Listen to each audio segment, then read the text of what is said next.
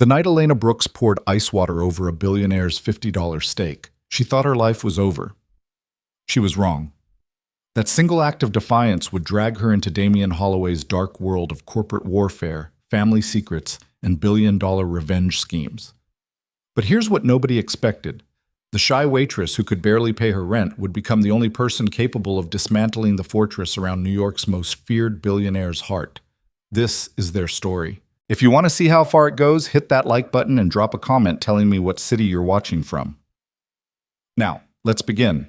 The snow fell heavy over Manhattan that December evening, turning Fifth Avenue into something almost beautiful, if you ignored the slush and the taxi horns and the thousand small cruelties that made the city what it was. Elena Brooks stood behind the polished mahogany bar of Le Bernardin's upstairs private dining room, watching ice crystals collect against the floor-to-ceiling windows while her hand shook around a water pitcher she'd been holding too long. 23 tables, 46 guests, all of them wealthy enough that Elena's annual salary wouldn't cover their wine bill. "Table 12 needs refills," Marco hissed as he swept past her with a tray of appetizers balanced on one palm. "And for God's sake, Elena, smile. You look like you're at a funeral." She wanted to tell him that her brother's hospital called 3 times today, that the payment was 2 weeks overdue, that they'd started using words like discontinued treatment in voices that pretended to be sympathetic but really just wanted her off the phone. Instead, she smiled.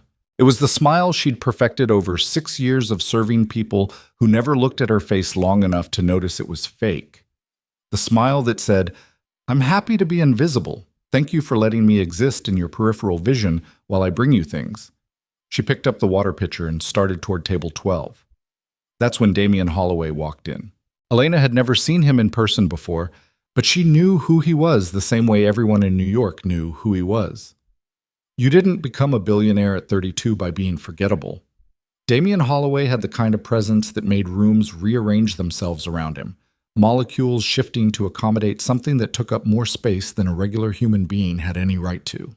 He was tall, dark-haired, expensively dressed in a way that probably looked casual to people who didn't understand that his watch cost more than most cars. But it was his face that got her. Not handsome exactly, though he was. It was something else. Something in the sharp angles of his jaw and the cold assessment in his gray eyes that made him look like he was constantly calculating the exact monetary value of everything he looked at, including the people. Behind him walked a little girl, maybe 4 years old, with the same dark hair and a pink winter coat that had probably cost someone's monthly rent. She was holding his hand and looking around the restaurant with the kind of wonder that kids had before the world taught them to be bored by everything. "Mr. Holloway," the restaurant manager materialized beside them, his voice pitched in that special frequency of panic and reverence reserved for customers who could buy the building. "Your table is ready. We've prepared exactly what you requested." Damien didn't smile, didn't nod, just looked at the manager like he was a piece of furniture that had spoken out of turn. "The corner table, away from everyone else. My daughter doesn't need an audience while she eats." Of course. Right this way." They swept past Elena toward a table that had been set apart from the others, separated by a decorative screen that created a semi-private alcove. She watched the little girl climb into her chair, watched Damien help her out of her coat with a gentleness that seemed wrong on him, like watching a shark do something tender. Then she turned back to table 12 and tried to forget about them. She lasted maybe 20 minutes. "Elena," the manager's voice cut through the quiet dinner conversation. "Mr. Holloway's table, now." Her stomach dropped.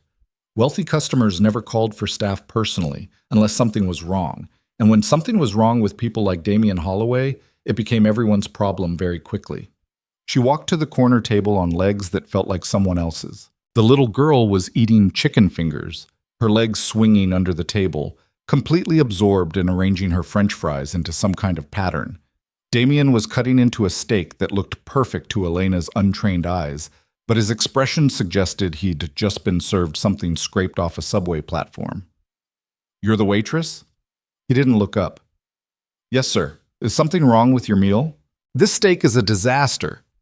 He set down his knife and fork with the kind of precision that people used when they were about to make someone's night significantly worse. "I ordered it medium rare. This is practically still walking." Elena looked at the steak. It looked fine. It looked exactly like every other expensive steak she'd served in this restaurant, pink in the middle, seared on the outside, probably costing more than her electricity bill. I can have the kitchen prepare a new one, sir. I'm very sorry for... You're sorry. He finally looked at her and his eyes were like looking into something frozen. Do you know how much I pay to eat here? Do you have any idea what my time is worth? I'll get the manager, sir.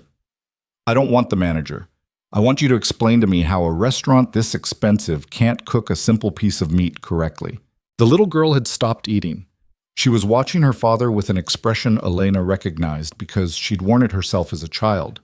That careful blankness that kids developed when they learn to become invisible during adult anger. Sir, I apologize. I'll have the kitchen. The kitchen is incompetent. This entire establishment is incompetent. I should have known better than to bring my daughter somewhere that clearly doesn't understand the concept of quality. Something in his tone when he mentioned his daughter, like she was another item on a list of things he owned that deserved better service, made something snap in Elena's chest. She'd spent 6 years being polite to people who treated her like furniture. 6 years of swallowing anger and fear and exhaustion because she needed the job, needed the money, needed to keep her head down and survive. But standing there, looking at this man who had more money than God and still found time to humiliate service workers in front of his child, something broke. Maybe it was the 3 calls from the hospital. Maybe it was the eviction notice she'd found taped to her apartment door that morning. Maybe it was just 6 years of being invisible, finally reaching critical mass. Mr. Holloway, she heard herself say, I think your steak is fine. The entire alcove went silent. Damien looked up at her slowly, like he'd just heard a piece of furniture express an opinion and was trying to decide if he'd imagined it. Excuse me? I think your steak is cooked correctly. I think you're just looking for something to be angry about because that's what you do. You walk around making people feel small because it makes you feel big, and everyone just takes it because you're rich enough that bad behavior doesn't have consequences.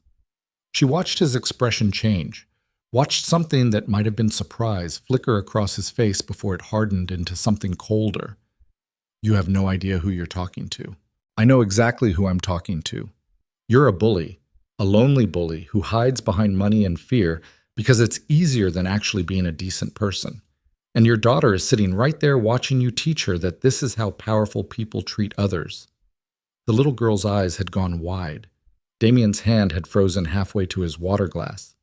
You're fired. I quit. And then, before the rational part of her brain could stop her, Elena picked up the water pitcher from the side table and poured it directly onto his steak. Ice water cascaded over the expensive meat, across the designer plate, onto the white tablecloth that probably cost more than her weekly paycheck. Damien jerked backward, but not fast enough to avoid the splash that caught his shirt and tie. The little girl gasped. Somewhere behind her, Elena heard someone drop a tray.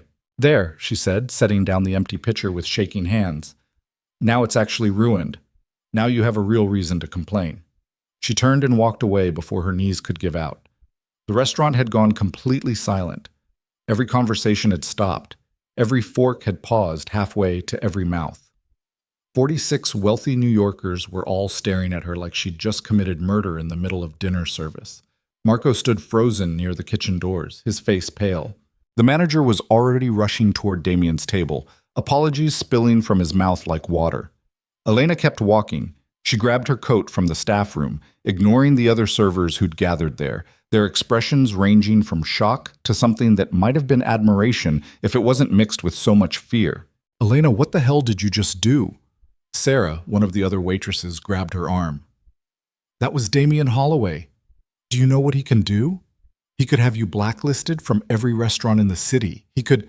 I don't care.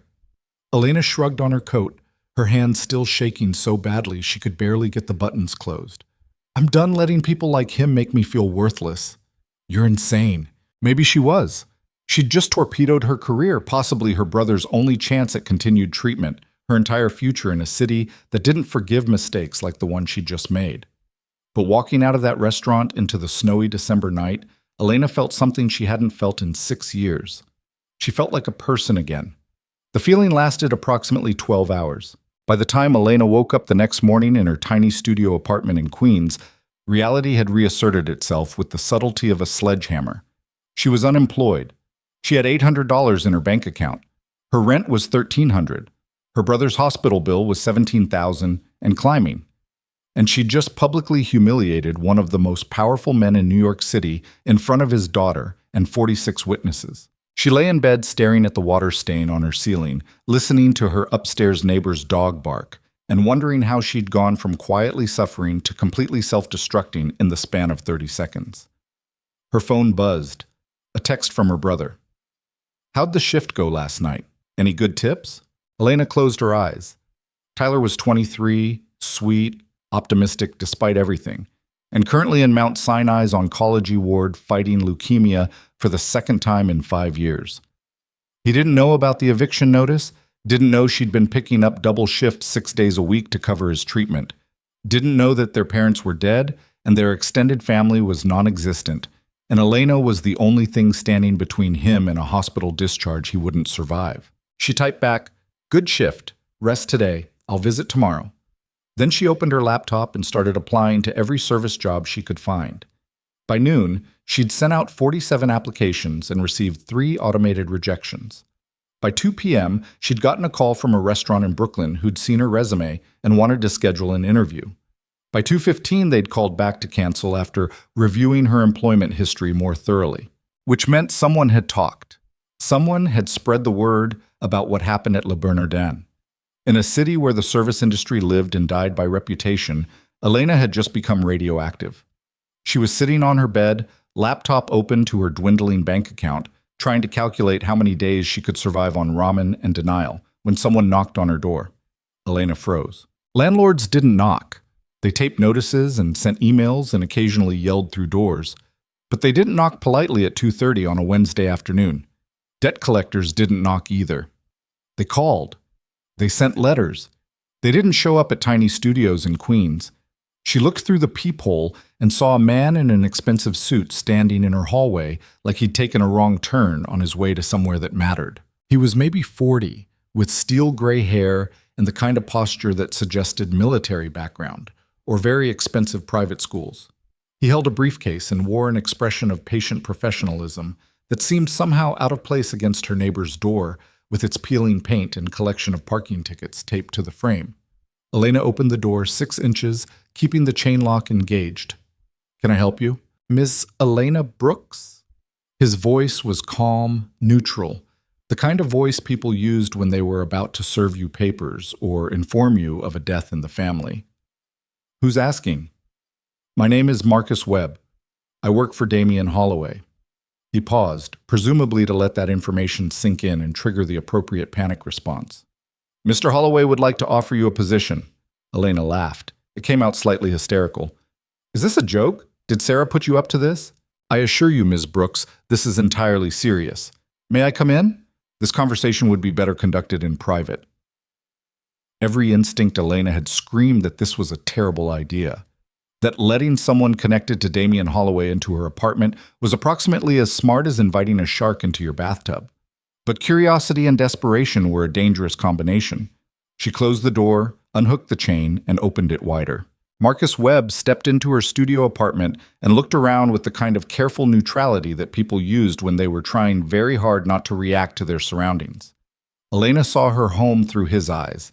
The futon that doubled as her bed, the tiny kitchenette with its broken cabinet door, the single window that looked out at another building's brick wall, the stack of medical bills on her desk that she'd stopped opening because the numbers had stopped making sense.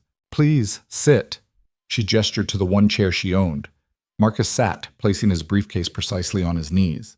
Elena remained standing, arms crossed, because sitting would require sharing the futon, and that felt too vulnerable. "Ms. Brooks, I'll be direct. Mr. Holloway was impressed by your performance last night." "Impressed?" "Yes." "I poured water on his dinner." "You confronted him publicly. You spoke truth to power, as they say. You did something that very few people have the courage to do." Marcus's expression didn't change. "Mr. Holloway respects that. Mr. Holloway looked like he wanted to have me arrested. Mr. Holloway spends most of his time surrounded by people who tell him what he wants to hear. Employees who fear him, business partners who want something from him, social climbers who see him as a stepping stone. You treated him like a person who was behaving badly, not like a deity who must be appeased. He finds that refreshing. Elena stared at him. This is insane, perhaps, but the offer is genuine. Marcus opened his briefcase and removed a folder. Mr. Holloway is prepared to offer you a position as his personal executive assistant.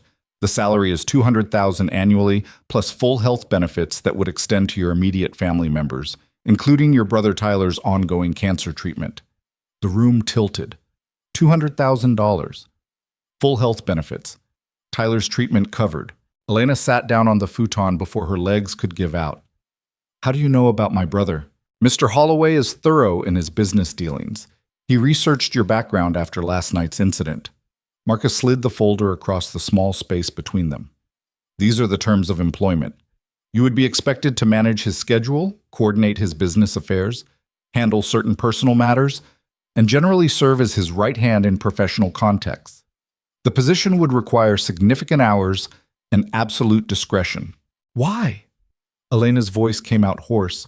Why would he offer me this? I humiliated him, in public, in front of his daughter. For the first time, something that might have been amusement flickered across Marcus's professional mask. As I said, Ms. Brooks, you did something very few people have the courage to do. Mr. Holloway has many employees. Most of them are excellent at their jobs. But all of them are afraid of him, which makes them fundamentally useless for certain purposes.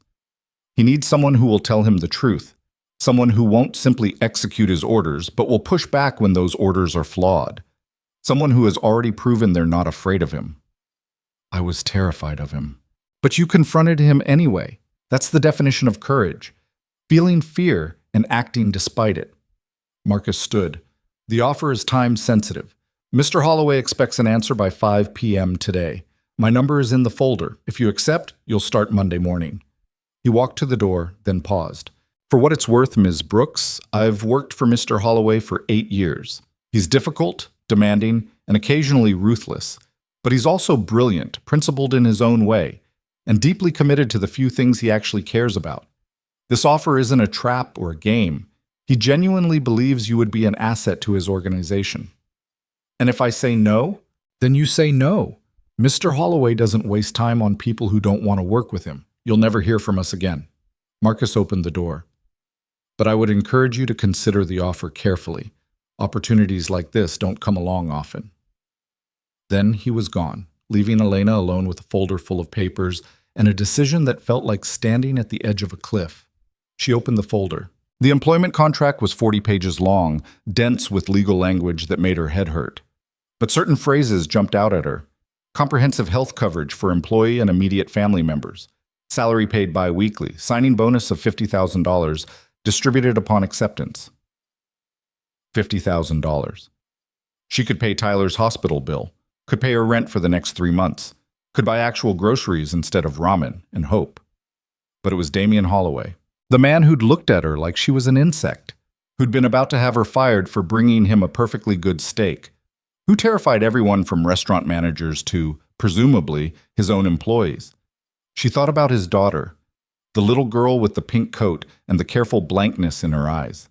She thought about Tyler, who texted her this morning asking about her shift like everything was fine, who didn't know how close they were to losing everything. She thought about her own reflection that morning, circles under her eyes, 26 years old but looking 40, worn down by 6 years of being invisible and afraid.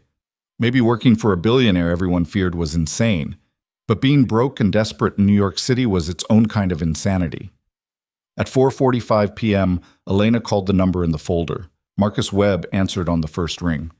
I accept, she said before she could change her mind. I'll take the job. Excellent.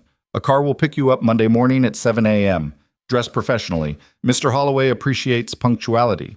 A pause. Welcome to Holloway Capital, Ms. Brooks. I think you're going to be interesting. The line went dead. Elena sat in her tiny apartment as the winter sun set over Queens, holding a phone that had just committed her to working for a man who might be brilliant, or might be a monster, or might be both. She had no idea what she'd just agreed to, but she had a feeling she was about to find out. The car that picked Elena up Monday morning wasn't a car. It was a Mercedes S-Class with leather seats that probably cost more than her entire apartment, and a driver named Thomas who called her Ms. Brooks, like she was someone important. She'd spent the weekend in a panic, buying 2 cheap business suits from a clearance rack and watching YouTube videos about being an executive assistant. The videos were full of cheerful women organizing calendars and booking travel and using phrases like synergy and bandwidth that made Elena want to throw her laptop out the window. None of them mentioned what to do when your boss was a billionaire who everyone feared. Holloway Capital occupied 15 floors of a glass and steel tower in Midtown that looked like it had been designed to make people feel small. Elena stood on the sidewalk, looking up at the building, while her stomach performed acrobatics. Ms. Brooks? Thomas had appeared beside her. Mr. Webb is waiting in the lobby. Right. Because, of course, Marcus Webb would be there to personally escort her into whatever fresh hell she'd signed up for. The lobby was all marble and angular furniture, full of people in expensive suits moving with the kind of purpose that suggested their time was worth significantly more than hers. Marcus materialized from the crowd wearing the same professional neutrality he'd worn in her apartment. Ms. Brooks? Punctual. Good. He handed her a sleek black badge. This will get you through security and up to the executive floor.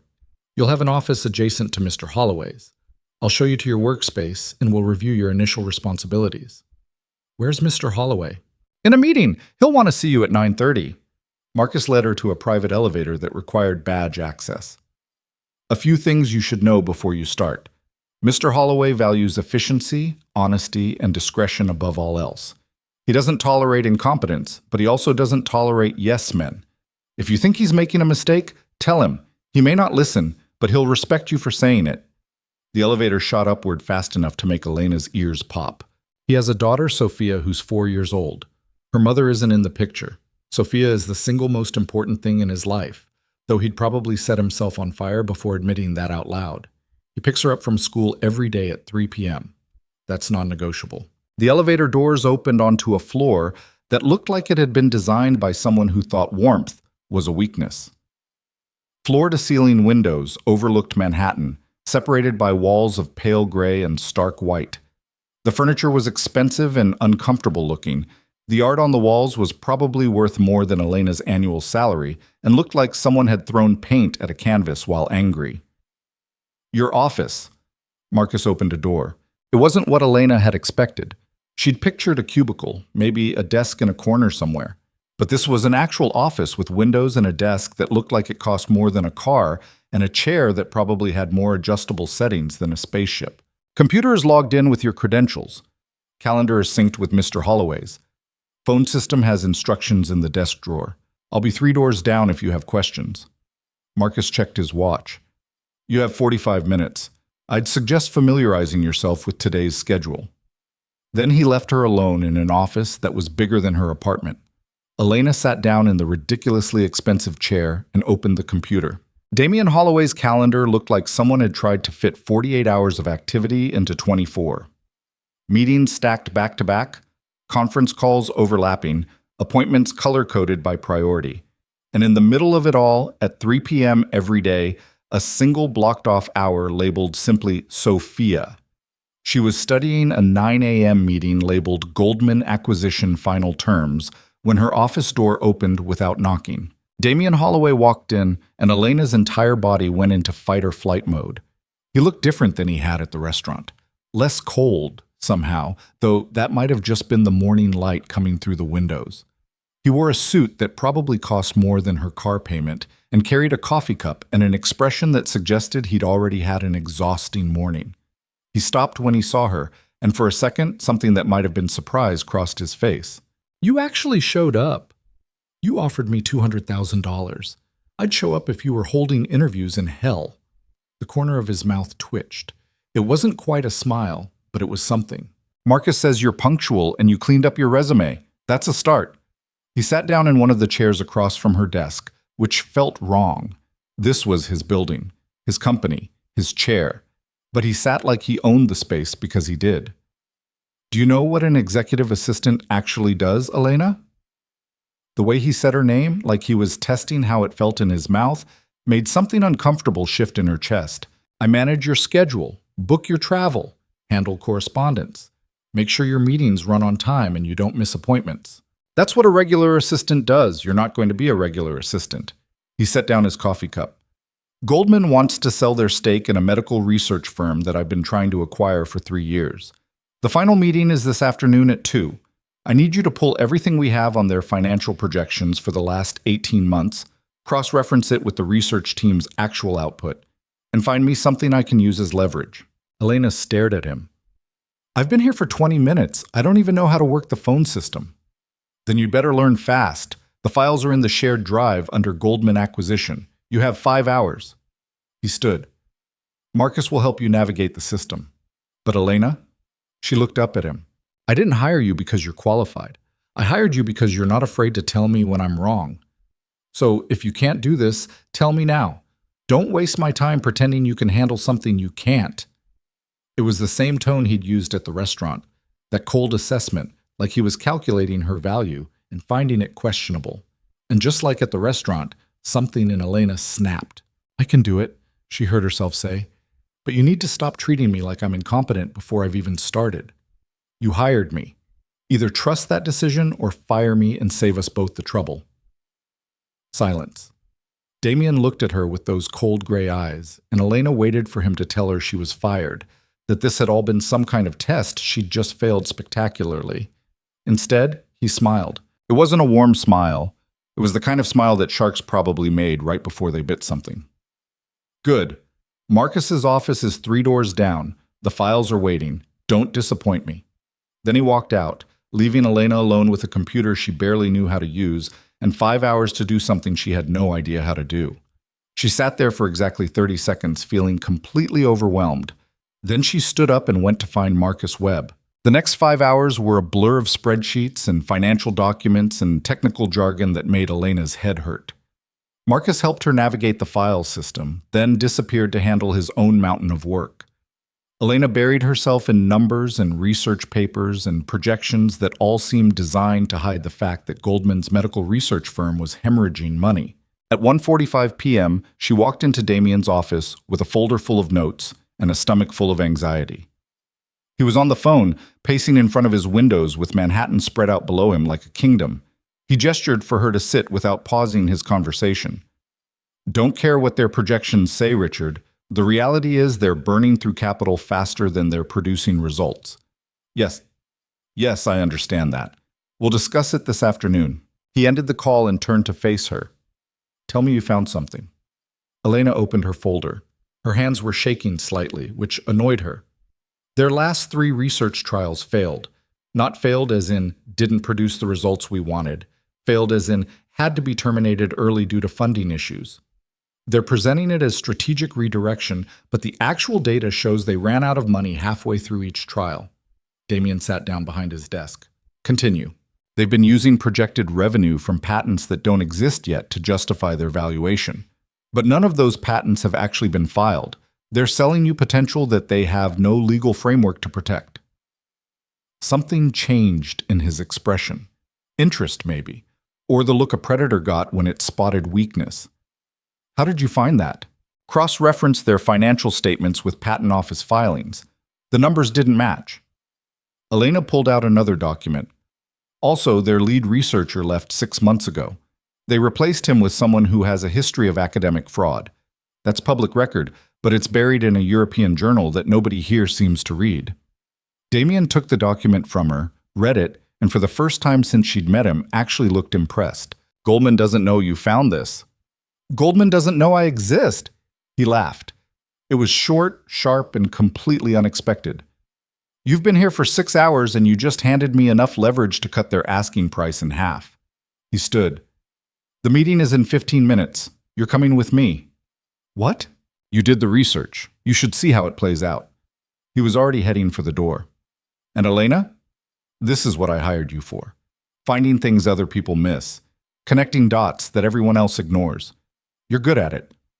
It might have been the first genuine compliment he'd ever given another human being. Elena followed him to the conference room in a daze. The Goldman meeting was brutal. 6 men in expensive suits sitting around a table, all of them assuming they were about to make a fortune selling damaged goods to a billionaire, too proud to walk away from a deal he'd been pursuing for 3 years. Damien let them make their pitch. Let them present their inflated valuation and their fraudulent projections and their carefully constructed lies. Then he slid Elena's research across the table and watched their faces change. The lead negotiator, a man named Patterson who had the kind of tan that came from country clubs and moral flexibility, went pale. Where did you get this? Does it matter?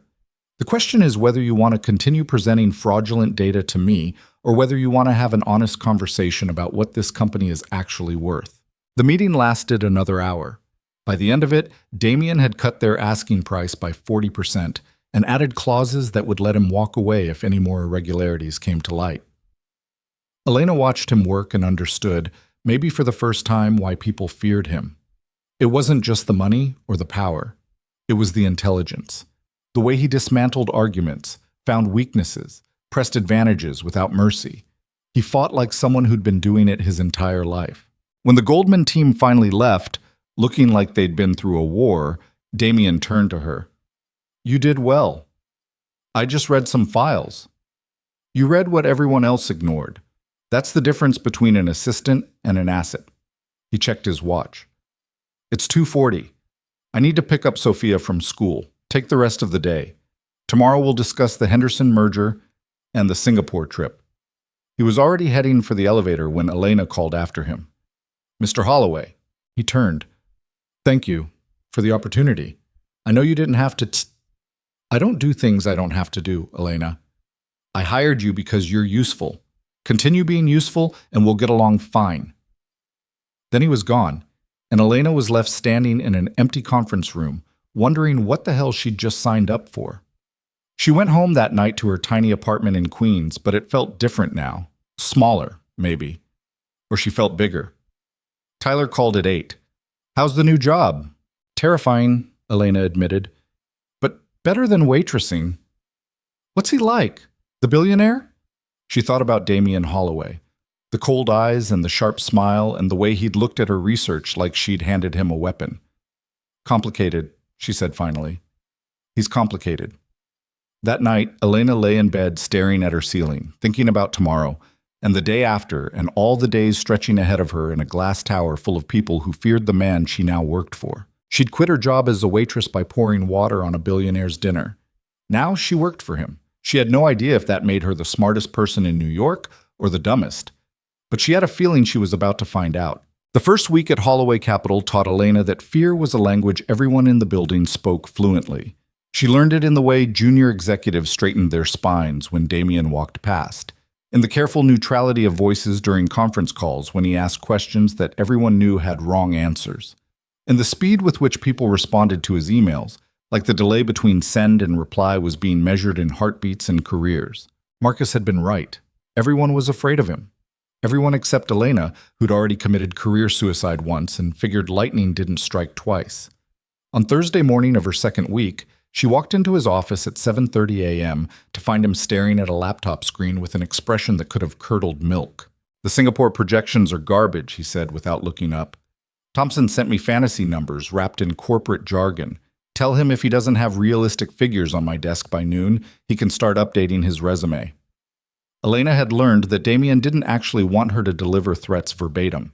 He wanted her to translate his anger into something that got results without creating human resources disasters. She called Thompson's office.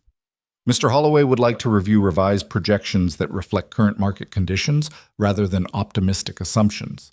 He's blocking out time at noon specifically to discuss this with you. 20 minutes later, Thompson appeared at her desk, looking like he'd aged 5 years. Is he really going to fire me? Only if you show up at noon with the same numbers you sent at midnight. Thompson vanished back to his office. Damien walked past her desk carrying coffee. You made that sound almost polite. You hired me to tell you the truth, not to make your employees cry. Some of them could use a good cry. Might improve their work. But his mouth did that thing that wasn't quite a smile. The Henderson contract arrived. I need you to read through it and flag anything that looks questionable. I'm not a lawyer. You're smarter than half my lawyers, and you don't bill $400 an hour to tell me things I already know. He set a folder on her desk thick enough to be a murder weapon. Meeting at 3. Don't be late. He disappeared into his office before Elena could point out that she was never late. The contract was 80 pages of legal language that made her head hurt. She spent 3 hours working through it with a notepad and increasing irritation. Whoever had drafted this thing had buried concerning clauses under enough verbal camouflage to make them almost invisible. Almost.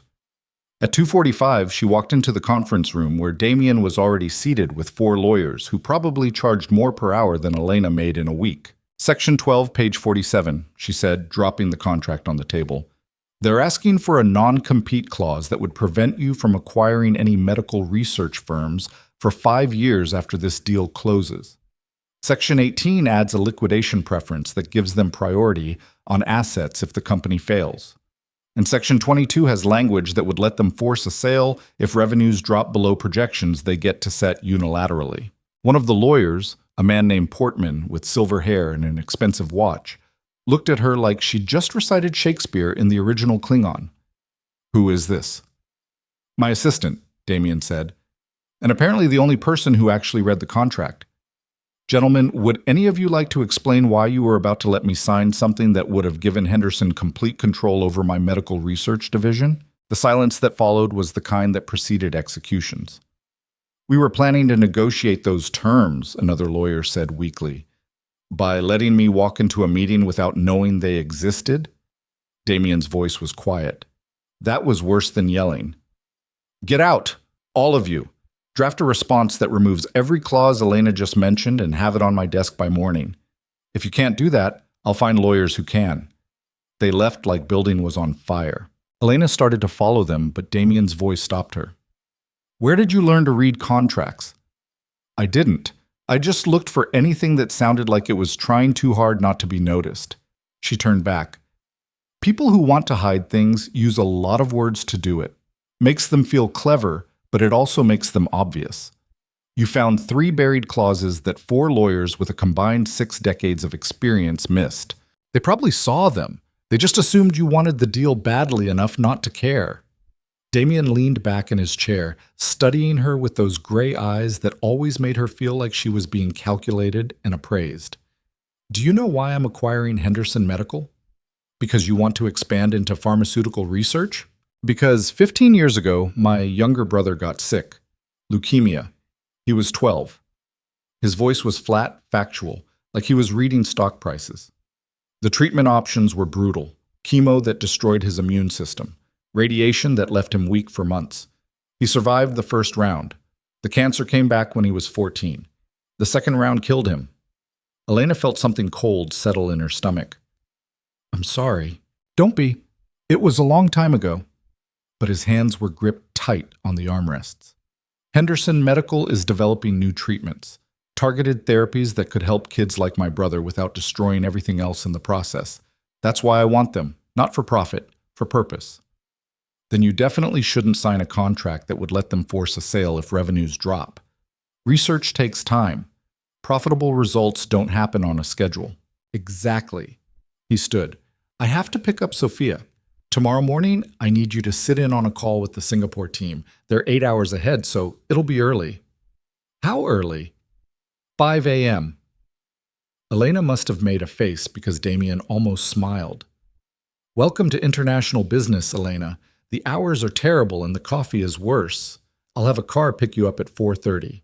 That night, Elena's alarm went off at 3:45 a.m., which she was pretty sure violated some kind of human rights convention.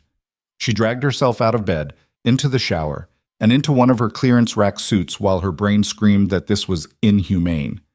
The car arrived exactly at 4:30. Thomas, the driver, handed her a coffee that was still hot and didn't comment on the fact that she looked like death. Damien was already in the conference room when she arrived, looking annoyingly alert for someone who was probably running on 4 hours of sleep. He had a laptop open and was typing with the kind of focus that suggested he'd already been working for hours. "Coffee's on the table. We're joining at 5 sharp. The Singapore call was with a team developing a new data analysis platform that Damien was considering acquiring. For 90 minutes, Elena listened to technical specifications and market projections while trying to stay awake. Halfway through, one of the Singapore executives made a comment about projected user growth that didn't match numbers Elena had seen in the preliminary reports. "Wait," she interrupted, and immediately regretted it when everyone stopped talking. "Sorry, but you said 3 million users in year 2. The report showed 2.2 million. Which number is accurate?" Silence on the other end of the call. Then, the 3 million figure reflects our updated projections. Updated when? More silence. Ms. Brooks raises a good question. Damien's voice was silk over steel. When exactly did these projections change, and why wasn't my team notified? What followed was 20 minutes of backpedaling and explanations that got progressively less convincing. By the end of the call, Damien had tabled the acquisition pending a full audit of their numbers. When he hung up, he looked at Elena. You caught that discrepancy in 90 minutes. My analysis team has been reviewing their data for 3 weeks. Your analysis team was probably looking at the big picture. I was just trying to stay awake and notice the numbers didn't match. Accidental competence is still competence. He closed his laptop. Go home. Get some sleep. We have the board meeting at 2. Elena made it back to her apartment and collapsed into bed fully clothed. She woke up 3 hours later to her phone ringing. Tyler's number. Hey, she answered, trying to sound more awake than she felt. Everything okay? The hospital called. They want to schedule the next round of treatment. They said the insurance approval came through. His voice cracked slightly. Elena, I don't know what you did, but they're saying everything is covered, all of it. She'd forgotten. In the chaos of contracts and 5 a.m. conference calls and learning how to navigate Damien Holloway's world, she'd forgotten that the job came with benefits that included Tyler's treatment. It's the new job, she managed. Health insurance. This is more than insurance. They're talking about treatments that weren't even options before. Experimental therapies, clinical trials, stuff that costs... He stopped. How much are they paying you? Enough. Don't worry about it. Elena, Tyler, for once in your life, just let someone take care of you, okay? Schedule the treatment. Let the doctors do their job. And stop worrying about the money. After she hung up, Elena sat on her bed and cried for the first time in 6 months. Relief, exhaustion, gratitude, terror, all of it mixed together until she couldn't tell which emotion was which. She'd sold her soul to a billionaire everyone feared, but Tyler was going to live. By her 3rd week, Elena had developed a routine. Wake up at 6, check Damien's calendar for disasters, answer emails from people who assumed she had actual authority, attend meetings where she was the youngest person in the room by at least 15 years, go home and collapse. Somewhere in there, she was supposed to eat and sleep and maintain some kind of life outside of work. She wasn't doing great on any of those fronts. Friday afternoon, she was reviewing travel arrangements for Damien's trip to London when Sophia walked into her office. The little girl stood in the doorway wearing a school uniform and carrying a backpack shaped like a unicorn. Her dark hair was pulled into pigtails that were coming loose, and she had paint on her hands. You're the water lady, Sophia announced. Elena blinked. Excuse me? You poured water on Daddy's food. At the restaurant. I remember you. Sophia walked further into the office and climbed into one of the visitor chairs like she owned the place, which, technically, her father did. Are you his new assistant? Yes. My name is Elena. I'm Sophia. I'm 4 3/4. That's almost 5. She swung her legs, which didn't quite reach the floor. Why did you pour water on Daddy's dinners? This was definitely not covered in any of the YouTube videos about being an executive assistant. Your dad was upset about his food.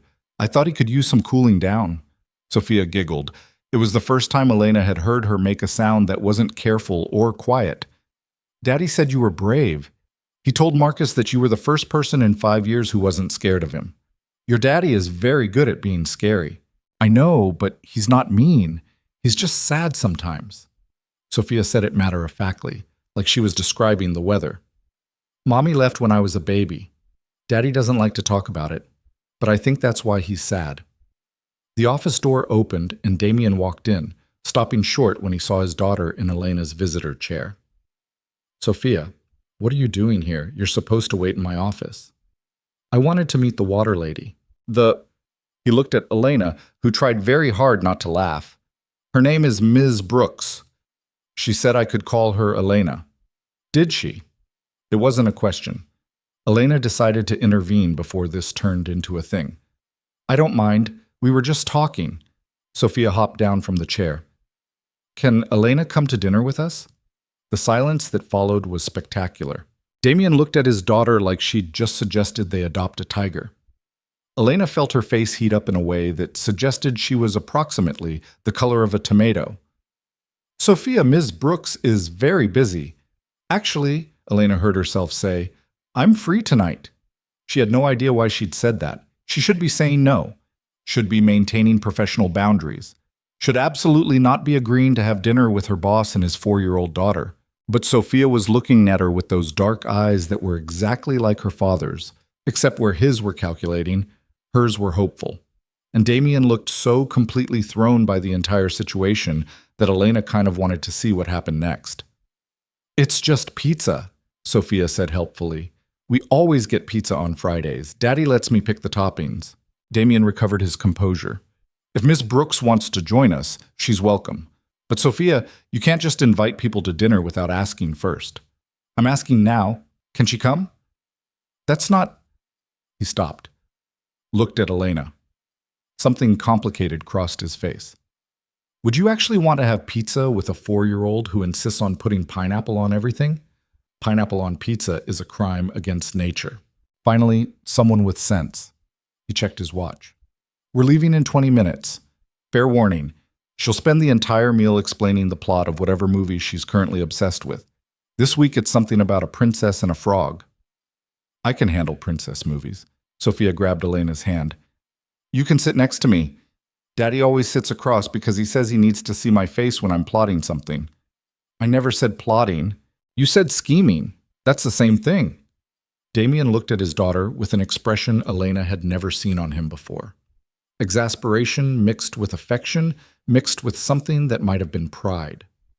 Go get your backpack. We're leaving soon. Sophia ran off, pigtails bouncing. When she was gone, Damien turned to Elena. You don't have to do this. She puts people on the spot. It's a bad habit she learned from me. I want to, if that's okay. Why? He asked it like he was genuinely confused. Most people try to avoid spending time with me outside of work. Maybe I'm not most people. I noticed. He held her gaze for a moment longer than necessary. 20 minutes. And Elena? Thank you. She doesn't usually warm up to people this fast. The pizza place was a small restaurant in Brooklyn that looked like it had been there since before Elena was born. Red, checkered tablecloths, mismatched chairs, photographs of Italy covering every available wall surface. It was completely unpretentious and absolutely nothing like the places Elena would have expected a billionaire to eat. Sophia ordered a large pizza with pineapple, ham, and mushrooms while Damien visibly suffered. This is why we can't take you to nice restaurants, he told his daughter. You take me to nice restaurants all the time. I just don't like them. The food is weird and everyone whispers. Sophia turned to Elena. Do you like pineapple on pizza? I'm willing to try it once. See, Daddy? Elena is brave. Elena poured water on my dinner. We've established she has questionable judgment. But he was almost smiling when he said it. The pizza arrived and was, predictably, exactly as advertised. Sophia spent the entire meal explaining the plot of her current favorite movie in excruciating detail, complete with hand gestures and voice acting. Damien listened with the patience of someone who'd heard this story at least 40 times, but was willing to hear it 41. Elena watched them together and saw something she hadn't expected. The cold billionaire everyone feared completely disappeared around his daughter. He was present, attentive, engaged in a way that suggested nothing else in the world mattered except this little girl and her enthusiasm for animated movies. And then the princess kisses the frog, and he turns into a prince, but she turns into a frog too because she wasn't actually a princess yet. She was just wearing a princess dress. And Sophia stopped mid-sentence. Elena, do you have kids? No. Do you want kids? Sophia. Damien's voice held a warning. What? I'm just asking. It's okay, Elena said. I don't know. Maybe someday. Right now I'm just trying to figure out how to be a functional adult. Daddy says that too. But he's already an adult, so I don't know what he's figuring out. Damien looked like he was trying to decide whether to laugh or start teaching his daughter about appropriate dinner conversation. After they finished eating, Sophia announced she needed to use the bathroom. Damien pointed her toward the back of the restaurant, and they watched her skip away trailing her unicorn backpack. I'm sorry about the interrogation, Damien said. She's 4. Boundaries aren't her strong suit. She's great. You're lucky. I know. He turned his water glass in circles on the table. Her mother left when Sophia was 6 months old, decided motherhood wasn't for her, signed over full custody and disappeared. I haven't heard from her in 4 years. I'm sorry. Don't be. We're better off without someone who didn't want to be here. He looked up. But it means Sophia doesn't have a lot of female influences in her life. Marcus tries. My housekeeper tries, but it's not the same. Is that why you invited me to dinner? Because you need a female influence? I didn't invite you, Sophia did. But you agreed. Because you make her laugh. Because she hasn't warmed up to anyone this fast since... He stopped. Since my brother died. She was only 2, but she remembers him. Talks about Uncle James sometimes like he just stepped out of the room. Elena didn't know what to say to that. Before she could figure it out, Sophia came back and demanded ice cream, and the moment passed. They walked back to where Thomas was waiting with the car.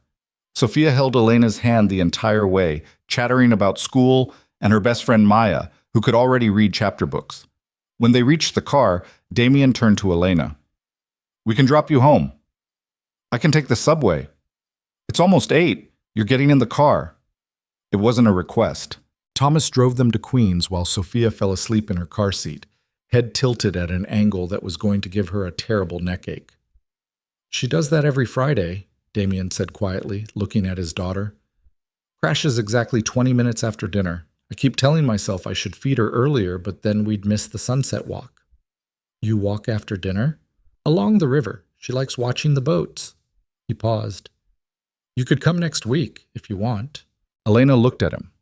At this man who terrified executives and dismantled business deals without mercy, who was also a single father taking his daughter for sunset walks and letting her order pineapple pizza.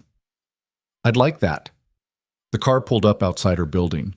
Damien looked at the crumbling facade and the broken security door and didn't comment, which Elena appreciated. Thank you for dinner, she said, and for the ride. Thank you for being patient with Sophia's questions, and for not judging the pineapple too harshly. It was worse than I expected. It always is. Elena got out of the car and watched it drive away, carrying a sleeping 4-year-old and her complicated father back to whatever mansion they lived in. She climbed the stairs to her apartment, thinking about how her life had become something she didn't recognize. 3 weeks ago, she'd been a waitress drowning in debt. Now she was having pizza with a billionaire and his daughter, reviewing corporate contracts, and catching discrepancies that teams of lawyers missed. She had no idea what she was doing, but for the first time in years, she felt like she was doing something that mattered. The following Monday, Elena arrived at the office to find Damien already in a meeting with 3 men she didn't recognize. Through the glass walls of the conference room, she could see tension in every line of his body. Marcus appeared at her desk. Those are the board members pushing for the Shanghai expansion. They've been trying to convince him for 6 months. He doesn't want to expand to Shanghai. He thinks the market isn't stable enough. They think he's being overcautious because of what happened with the medical research project. Marcus's expression was carefully neutral, the one his brother was part of. Before Elena could ask what that meant, Damien's voice cut through the glass. Not yelling, but sharp enough to carry. We're done here. I've made my position clear. The 3 board members filed out looking frustrated. One of them, a man with white hair and a face like weathered granite, stopped at Elena's desk. You're the new assistant? Yes, sir. Good luck. You're going to need it. He walked away before she could respond. Damien emerged from the conference room, his expression dark. Cancel my afternoon meetings. I need to review the Shanghai projections again, and I can't do that while people are breathing down my neck about quarterly targets. The Henderson team called. They want to move tomorrow's meeting to today. No, tomorrow is Sophia's school thing. I'm not missing it for Henderson. He stopped. What school thing? Elena checked her notes. Parent-teacher conference? 3 p.m. You blocked it out 2 weeks ago. Right, good. He ran a hand through his hair, which was the closest thing to disheveled Elena had ever seen on him. Did you finish the Singapore audit review? On your desk? They're hiding debt in subsidiary companies. The numbers look clean on the surface, but when you track the capital flow, about 40 million is unaccounted for. Damien went still. 40 million? Give or take. The accounting is deliberately confusing, but the money goes in and doesn't come back out where it's supposed to. That deal was supposed to close next week. Probably shouldn't close it until someone explains where the money went. He looked at her for a long moment. 3 weeks. You've been here 3 weeks, and you found problems my analysis teams missed on 3 separate deals. Is that bad? It's expensive. Do you know how much I pay those teams? Probably too much. The corner of his mouth twitched. Probably. Call Singapore. Tell them the deal is on hold pending a full forensic audit. And Elena? Yes? You're getting a raise. He disappeared into his office before she could respond. Elena sat at her desk, staring at nothing, trying to process what had just happened. She'd gotten a raise. After 3 weeks. For doing what exactly? Reading documents carefully? Asking questions that seemed obvious? Not being afraid to point out when numbers didn't make sense? Her phone buzzed. A text from Tyler. Started the new treatment today. Doctors say I'm responding well. Thank you doesn't seem like enough. Elena closed her eyes and let herself feel it. The weight lifting, the possibility of a future where her brother survived and she wasn't drowning in debt. And maybe, just maybe, things could be okay. She was still sitting there when Marcus walked past. Welcome to Holloway Capital, he said without stopping. We're doing your job correctly is apparently a revolutionary concept. That evening, Elena stayed late reviewing files for a merger Damien was considering. The office had emptied out, leaving just the hum of computers and the distant sound of cleaning crew vacuums. She was so absorbed in spreadsheets that she didn't notice Damien standing in her doorway until he spoke. It's almost 9. Elena jumped. I'm almost done. You've been almost done for 2 hours. Go home. I wanted to finish. Elena, it's not a request. He walked into her office. You've been here since 6:30 this morning. You're running on coffee and determination, and neither of those is sustainable long term. You're still here. I'm always here. That's different. How? He didn't have an answer for that. They stood there in her office with the city lights spread out behind them, and Elena realized this was the first time they'd been alone together outside of a business context. Why do you care? She asked. About the Shanghai deal, the Singapore numbers, all of it. You have enough money. You could retire tomorrow and live like a king for the rest of your life. Why keep fighting? Damien was quiet for so long she thought he wasn't going to answer. Then, because when I was 24, I had a best friend named Marcus. Different Marcus, not Webb. We started a medical research company together. We were going to change the world, develop treatments that would save kids like my brother. Elena waited. He betrayed me, stole the research, destroyed the company, left me with nothing but debt and legal battles. My brother died 6 months later. The treatment we were developing might have saved him. What happened to the friend? He sold the research to a pharmaceutical company, made millions, and is currently living in Switzerland running a venture capital fund. Damien's voice was flat. I spent 10 years rebuilding, learning, making sure I would never be in a position where someone could take everything from me again. Is that why you're so careful about deals? Why you push so hard? I'm careful because I learned what happens when you're not. When you trust the wrong people. When you assume everyone wants what you want. He looked at her. You asked why I care. I care because somewhere out there, there's a kid like my brother who needs treatments that don't exist yet. And maybe if I'm careful enough, smart enough, ruthless enough, I can build something that actually helps them. Elena thought about Tyler, about hospital rooms and clinical trials, and the weight of watching someone you love fight for their life. I get it, she said quietly. My brother has leukemia. He's 23. This is his second time fighting it. Something changed in Damien's expression.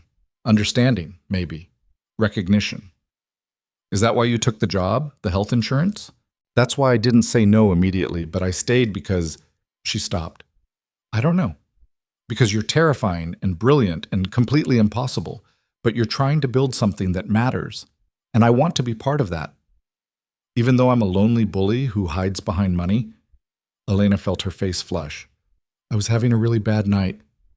You were right, though. That's what made it worse. He moved toward the door. Go home, Elena. The files will be here tomorrow. Damien. He turned. Thank you for the job, for Tyler's treatment, for trusting me with this. You earned it. Don't make me regret it. But he said it without the edge he usually carried, and Elena knew it was as close to kindness as he was capable of. She gathered her things and headed for the elevator, thinking about billionaires with dead brothers and stolen research and hearts that had turned cold from betrayal. The name surfaced 3 weeks later, buried in documents Elena probably wasn't supposed to see. She'd been searching through archived files for background on a potential acquisition when she found it. An old partnership agreement dated 15 years back. 2 names on the signature line, Damien Holloway and Richard Chen. Chen Medical Research, LLC. Elena sat back in her chair staring at the screen. Damien had said his former partner's name was Marcus, but maybe she'd misremembered. Or maybe Richard Chen was the pharmaceutical company that had bought the stolen research. She made a mental note to ask Marcus Webb about it, then kept digging. What she found made her stomach turn.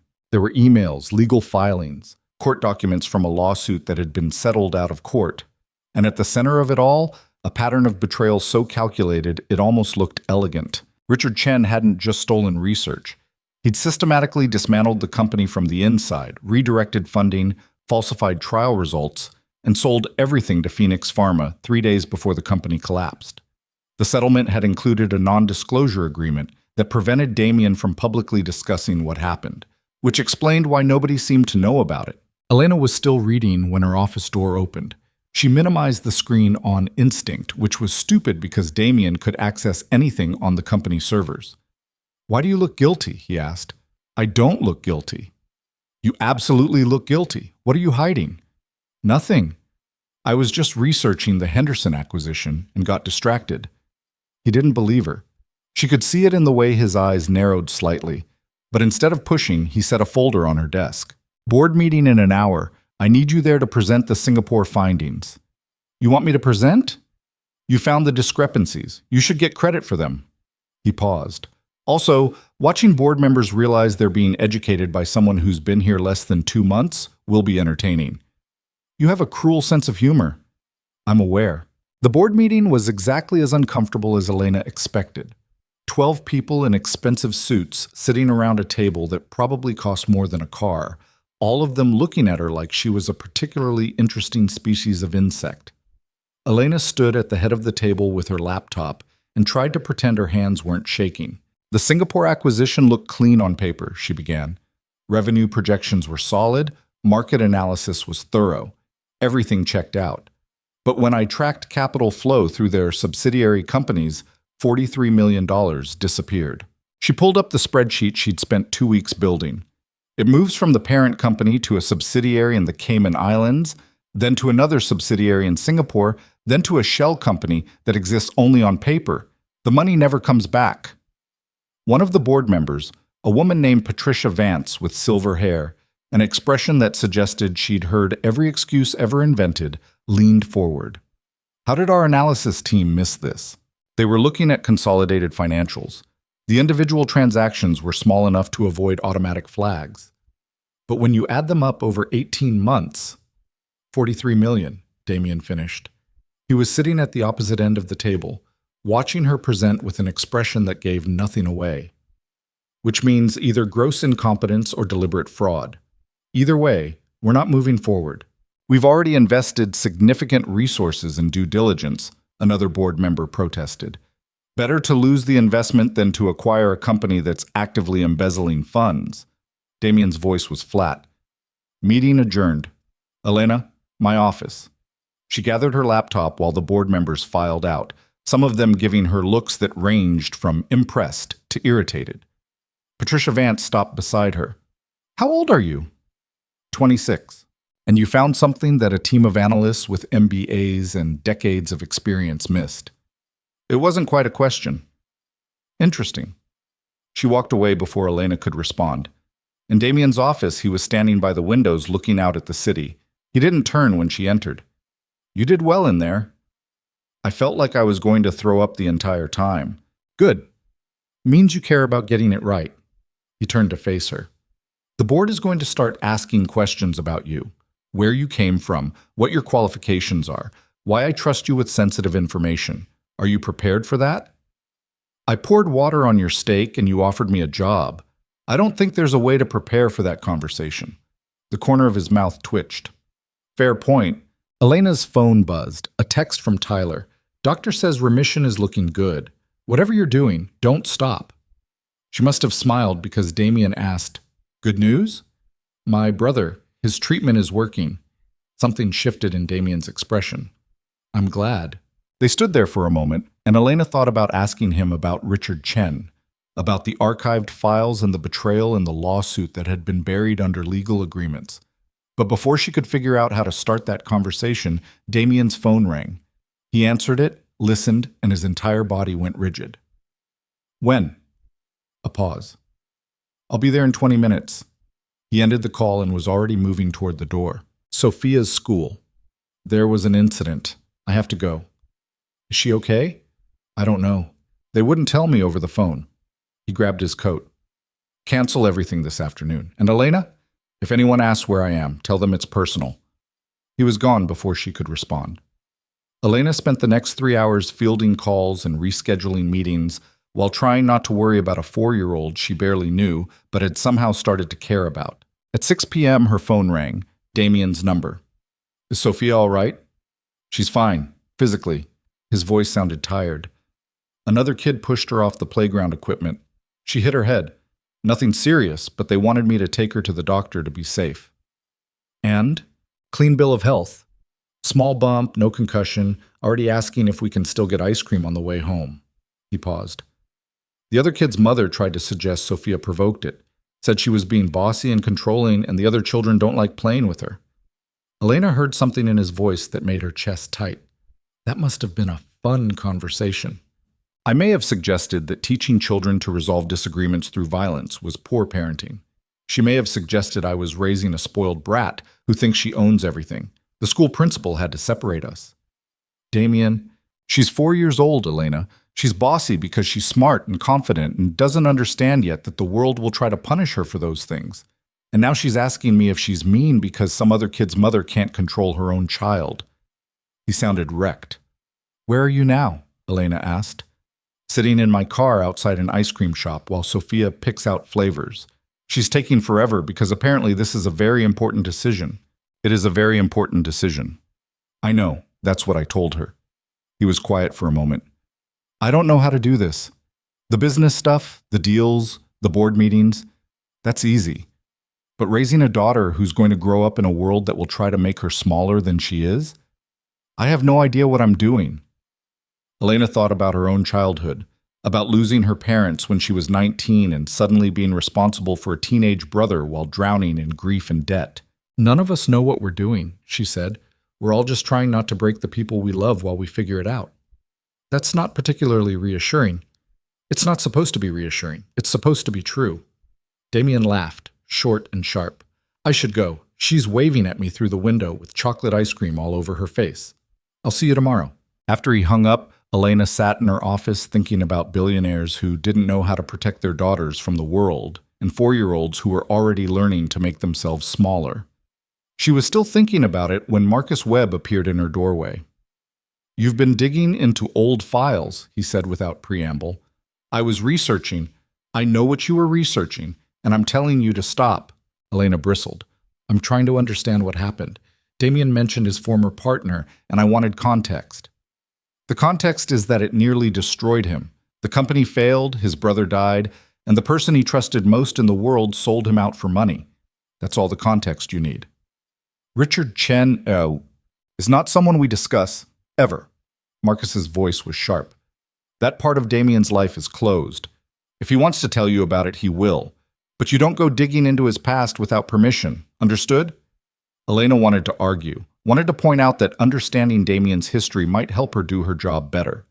But the look on Marcus's face suggested this wasn't a debate. "Understood. Good." He turned to leave, then stopped.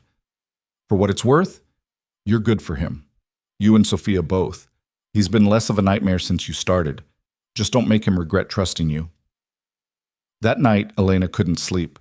She lay in bed thinking about archived files and betrayals and the weight of secrets that everyone seemed to be carrying. At 2 a.m., she gave up and opened her laptop. She wasn't looking for anything specific, just browsing through public records, news articles, anything that might give her more context about what had happened 15 years ago. What she found made her blood run cold. Richard Chen wasn't in Switzerland running a venture capital fund. He was in New York. And according to a press release from 3 days ago, he'd just been appointed to the board of directors at Phoenix Pharma, the same Phoenix Pharma that had bought the stolen research, the same Phoenix Pharma that was currently trying to acquire a controlling stake in Holloway Capital. Elena read the press release 3 times, her heart pounding. This wasn't a coincidence. This was deliberate. Richard Chen was coming after Damien's company. She grabbed her phone and called Damien. It rang 4 times before he answered, his voice rough with sleep. This better be important. Richard Chen is on the Phoenix Pharma board. Silence. Then, what? Phoenix Pharma, the company trying to acquire shares in Holloway Capital.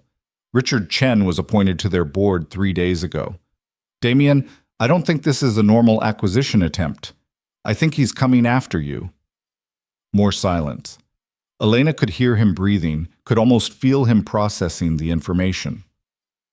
How did you find this? Public records, press releases. I couldn't sleep and started researching the Phoenix deal, and his name was right there.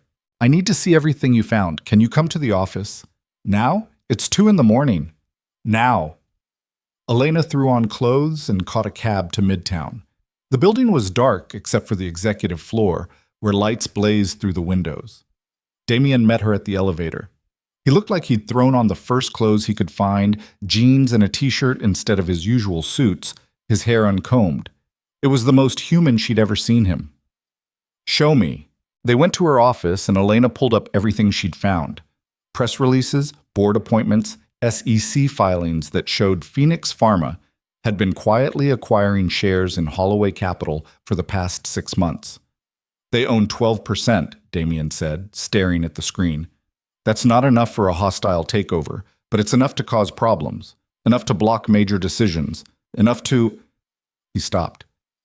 Enough to what? Enough to destroy the Henderson acquisition, the medical research deal, everything I've been building toward for the past decade. His hands were gripped tight on the desk. He waited. All this time, he waited until I was close to actually accomplishing something, and now he's going to tear it down. We don't know that for sure. Yes, we do. Damien turned to face her. This is what Richard does. He finds what you care about, and he destroys it. That's his specialty. Elena thought about the archived files, the systematic betrayal, the way Chen had dismantled everything from the inside. So what do? We fight.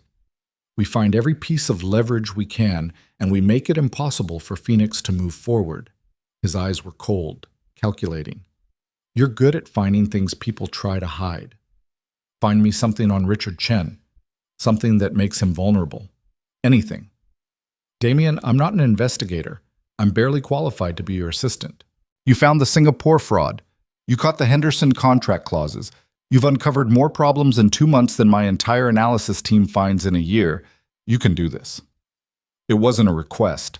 Elena spent the next 2 weeks living in databases and public records and financial filings.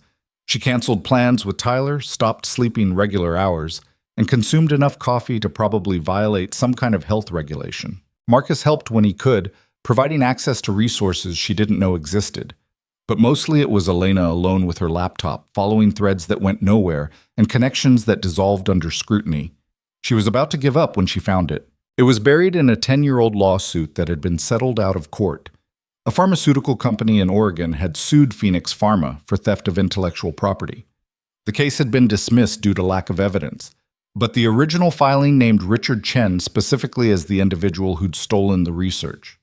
The pattern was there if you knew how to look for it. Chen had done this before, multiple times. He found promising research, stole it, sold it to Phoenix Pharma, and disappeared behind legal settlements and non-disclosure agreements. Damien had just been one in a long line of victims. Elena called him at midnight. I found something. 20 minutes later, they were in his office with documents spread across every available surface. 3 companies, Elena said, pointing to the timeline she'd built. Oregon Biotech, Chen Medical Research, and North Star Pharmaceuticals, all of them developing innovative treatments, all of them betrayed by Richard Chen, all of them destroyed while he walked away rich. Damien studied the documents with an expression that could have cut glass. This proves he's done it before, but it doesn't stop him from doing it now. No, but it gives us something else. Elena pulled up another file. I contacted the lawyer who represented Oregon Biotech. He's retired now, but he remembered the case. Said they had evidence that Chen was still using stolen research in current Phoenix Pharma products. They couldn't prove it in court because Phoenix buried everything under proprietary information claims. But if we could get access to Phoenix's internal development files, we could prove they've been profiting from stolen research for a decade. Damien's expression shifted from anger to something sharper. That's not just corporate espionage, that's fraud on a massive scale. The SEC would have to investigate. Phoenix's stock would collapse. Chen would face criminal charges. If we can prove it, he agreed. He looked at her. This is dangerous, Elena. If Chen finds out we're investigating him, he'll come after us. After you. He plays dirty. So do we. I play dirty. You're a civilian who stumbled into a war she didn't sign up for. I signed up the moment I took this job. The moment I started digging into files I probably shouldn't have access to. Elena met his gaze. You wanted someone who would tell you the truth and fight for what matters. That's what I'm doing. Something changed in the way Damien looked at her, something that made Elena's breath catch. All right, we do this carefully, quietly. One wrong move and Chen will know we're coming. He started gathering the documents. I have a contact at the SEC, someone I trust. We'll need to build an airtight case before we approach them. They worked through the night, building timelines and connecting transactions and documenting every piece of evidence they could find. By the time the sun rose over Manhattan, they had the skeleton of a case. It wasn't enough yet, but it was a start. Elena went home at 7 a.m., took a shower, changed clothes, and came back to the office. She was running on adrenaline and determination and the knowledge that they were close to something that could change everything. At noon, Marcus appeared at her desk looking grim. Phoenix Pharma just announced a tender offer. They're trying to acquire 51% of Holloway Capital's shares. Elena's stomach dropped. That's a hostile takeover. That's exactly what it is, and they're offering a premium price. Shareholders are going to be tempted. Where's Damien? Emergency board meeting. They called it an hour ago. Marcus hesitated. Elena, this is bad. Even if only half the shareholders accept the offer, Phoenix will have enough control to block the Henderson acquisition. Everything Damien's been working towards. So I know. Elena was already grabbing her laptop. I need to get into that meeting. The board meeting was chaos. Voices overlapping, arguments building on arguments, everyone talking over everyone else. Damien stood at the head of the table, his expression completely controlled, but Elena could see the tension in his shoulders. Unprecedented premium on our current stock price. Fiduciary responsibility to our shareholders. Medical research division is not profitable enough to justify, Enough. Damien's voice cut through the noise. Phoenix Pharma is not making this offer because they believe in our company's future. They're making it because Richard Chen wants to destroy what I've built. This is personal, not business. Patricia Vance spoke up. With respect, Damien, personal grievances don't matter when shareholders stand to make significant returns. They matter when those returns come from selling out to a company that's built on stolen research and fraud. The room went silent. That's a serious accusation, someone said. It's a true accusation, and I can prove it. Damien gestured to Elena. Show them. Elena opened her laptop with shaking hands and pulled up the presentation she'd built at 4 a.m. Documents. Timelines. Evidence of a pattern spanning a decade. Richard Chen has systematically stolen research from at least 3 companies that we know of, she began. He targets promising medical research, gains insider access, redirects funding, and sells everything to Phoenix Pharma right before the company collapses. It's not acquisition, it's corporate murder. She walked them through it. Oregon Biotech, Chen Medical Research, North Star Pharmaceuticals. The pattern was undeniable. And you think he's doing the same thing to us? Patricia asked. I think the hostile takeover is step 1. Once Phoenix has controlling interest, Chen will dismantle the medical research division, sell anything valuable, and leave Holloway Capital a shell company. Elena pulled up the final slide. Unless we stop him first. One of the board members, a man named Harrison who'd been silent until now, leaned forward. How do we stop a hostile takeover when they're offering prices we can't match? We don't fight them on price, Damien said. We fight them on reputation. If we can prove Phoenix Pharma has been profiting from stolen research, their stock will collapse. The SEC will investigate, and shareholders won't want to sell to a company facing criminal charges. Do you have enough evidence for that? Patricia's voice was skeptical. Almost. We need access to Phoenix's internal development files to connect the dots. But once we have that, we can prove everything. And how exactly do you plan to access their internal files? Damien smiled. It was not a pleasant smile. I have friends in uncomfortable places. Leave that to me. The board argued for another hour, but Elena could see the shift happening. Fear of Richard Chen's pattern outweighing temptation of Phoenix's premium offer. By the time the meeting ended, the board had voted to reject the tender offer and support Damien's counter-investigation. It was a small victory, but it was something.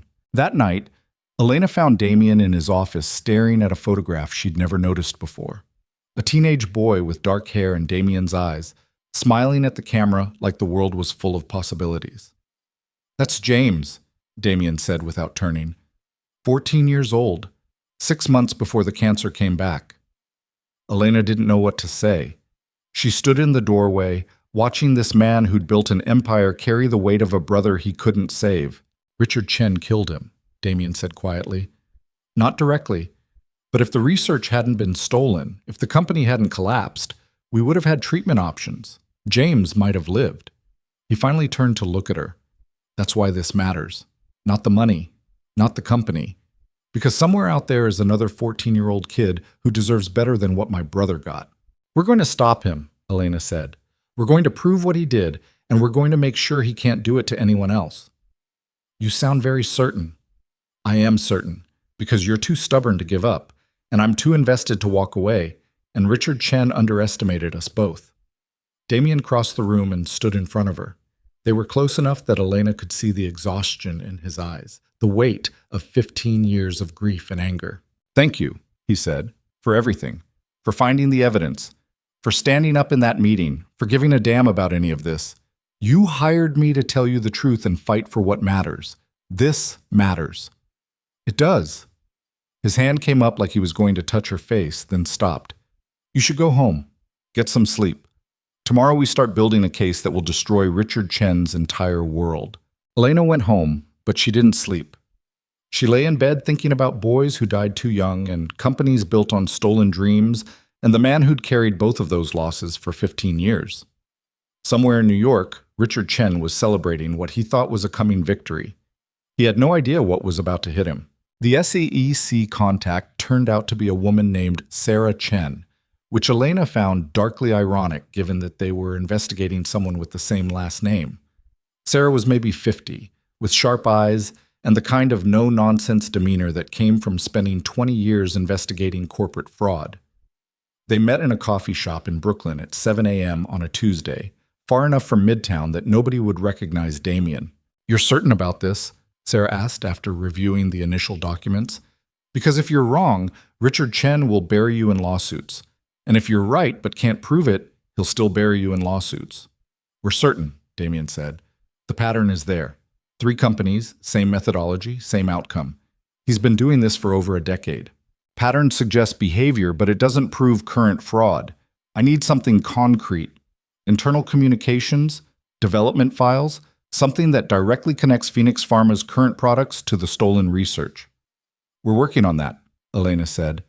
Sarah looked at her like she was trying to figure out how a 26-year-old former waitress ended up in a meeting about corporate espionage. Work faster. Phoenix is pushing hard on this acquisition. If they get controlling interest before you can prove fraud, it won't matter what evidence you find. They'll own you. After Sarah left, Damien and Elena sat in the coffee shop nursing drinks neither of them wanted. We need those internal files, Damien said. Without them, we have suspicions and patterns, but nothing actionable. How do we get files from inside Phoenix Pharma? Carefully, and probably illegally. He looked at her. Which is why you're not going to be involved in that part. Excuse me? Elena, I'm serious. What I'm about to do could land me in jail if it goes wrong. I'm not dragging you into that. You're not dragging me anywhere. I'm choosing to be here. She leaned forward. Whatever you're planning, I'm part of it. No. Damien, No. His voice was firm. You have a brother who needs you. A life that doesn't involve corporate warfare and potential felonies. I won't let you throw that away because you feel some kind of misplaced loyalty. Elena felt anger flash through her. Misplaced? You think I'm doing this out of loyalty? What else would you call it? I'd call it giving a damn about people like Tyler. About kids who deserve better than watching treatments disappear because someone decided their lives were worth less than profit margins. This isn't about loyalty to you. This is about stopping Richard Chen from doing to other families what he did to yours. Damien stared at her. Something complicated moved across his face. You're impossible.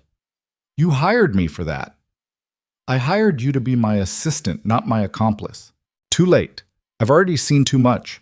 So either tell me the plan or I'll make my own plan, and it'll probably be worse than yours. He almost smiled. That's a terrifying threat. It should be. They sat in silence for a moment. Outside, Brooklyn was waking up. People heading to work, kids walking to school, the normal rhythm of lives that didn't involve billionaires and corporate espionage. I have a contact, Damien said finally. Someone who used to work at Phoenix. They left on bad terms, and they might be willing to help. But if this goes wrong, it won't. You don't know that. Neither do you, but we have to try. The contact's name was Dr. Lisa Reeves, and she'd been Phoenix Pharma's head of research development until 6 months ago when she'd been fired for raising concerns about the origins of their flagship cancer treatment. They met her in a park in Queens 2 days later. She was in her 40s with tired eyes and hands that wouldn't stop moving. I knew something was wrong, she said, after Damien explained why they wanted to meet. The research we were using didn't match our development timeline. It was too advanced, too complete. When I asked where it came from, they told me it was proprietary acquisition. But the patents didn't exist. The original researchers weren't credited. It was like someone had just handed us years of completed work. Did you confront anyone about it? Elena asked. I went to Richard Chen directly. He was head of the research division then. Lisa's mouth tightened. He told me to stop asking questions, said I was jeopardizing the company's competitive advantage. When I wouldn't drop it, I got fired for supposed performance issues. Do you still have access to any of the research files? Damien leaned forward. No, they scrubbed my credentials the day they fired me. But I know someone who does. My former assistant, Marcus Chen. Elena and Damien exchanged glances. Related to Richard? Elena asked. His nephew. Richard got him the job, but Marcus is a good kid. Brilliant researcher, terrible at office politics. He's been questioning the same things I questioned. If you can convince him to help, he could get you access to the internal servers. Why would he risk his career for us? Damien's tone was skeptical. Because he watched his uncle destroy my career for asking the right questions. Because he's seen how Phoenix operates and it makes him sick. And because, unlike Richard, Marcus actually gives a damn about ethics. Lisa pulled out her phone. I can make an introduction, but you need to understand that if this goes wrong, he'll lose everything. His job, his reputation, possibly his freedom if they decide to press charges. We understand, Elena said, and we'll protect him as much as we can. Lisa made the call. Marcus Chen turned out to be 28, nervous, and exactly the kind of person who looked like they belonged in a research lab rather than a corporate office. They met him at a library in Manhattan, tucked in a study room where nobody would overhear. Dr. Reeves explained what you're looking for, he said, not meeting their eyes. And I want to help. But if my uncle finds out I'm involved, he won't, Damien said. We'll make sure of that. You can't make sure of anything. You don't know what he's like, what he's capable of. Marcus's hands were shaking. He's been stealing research for years, not just from competitors, from his own employees.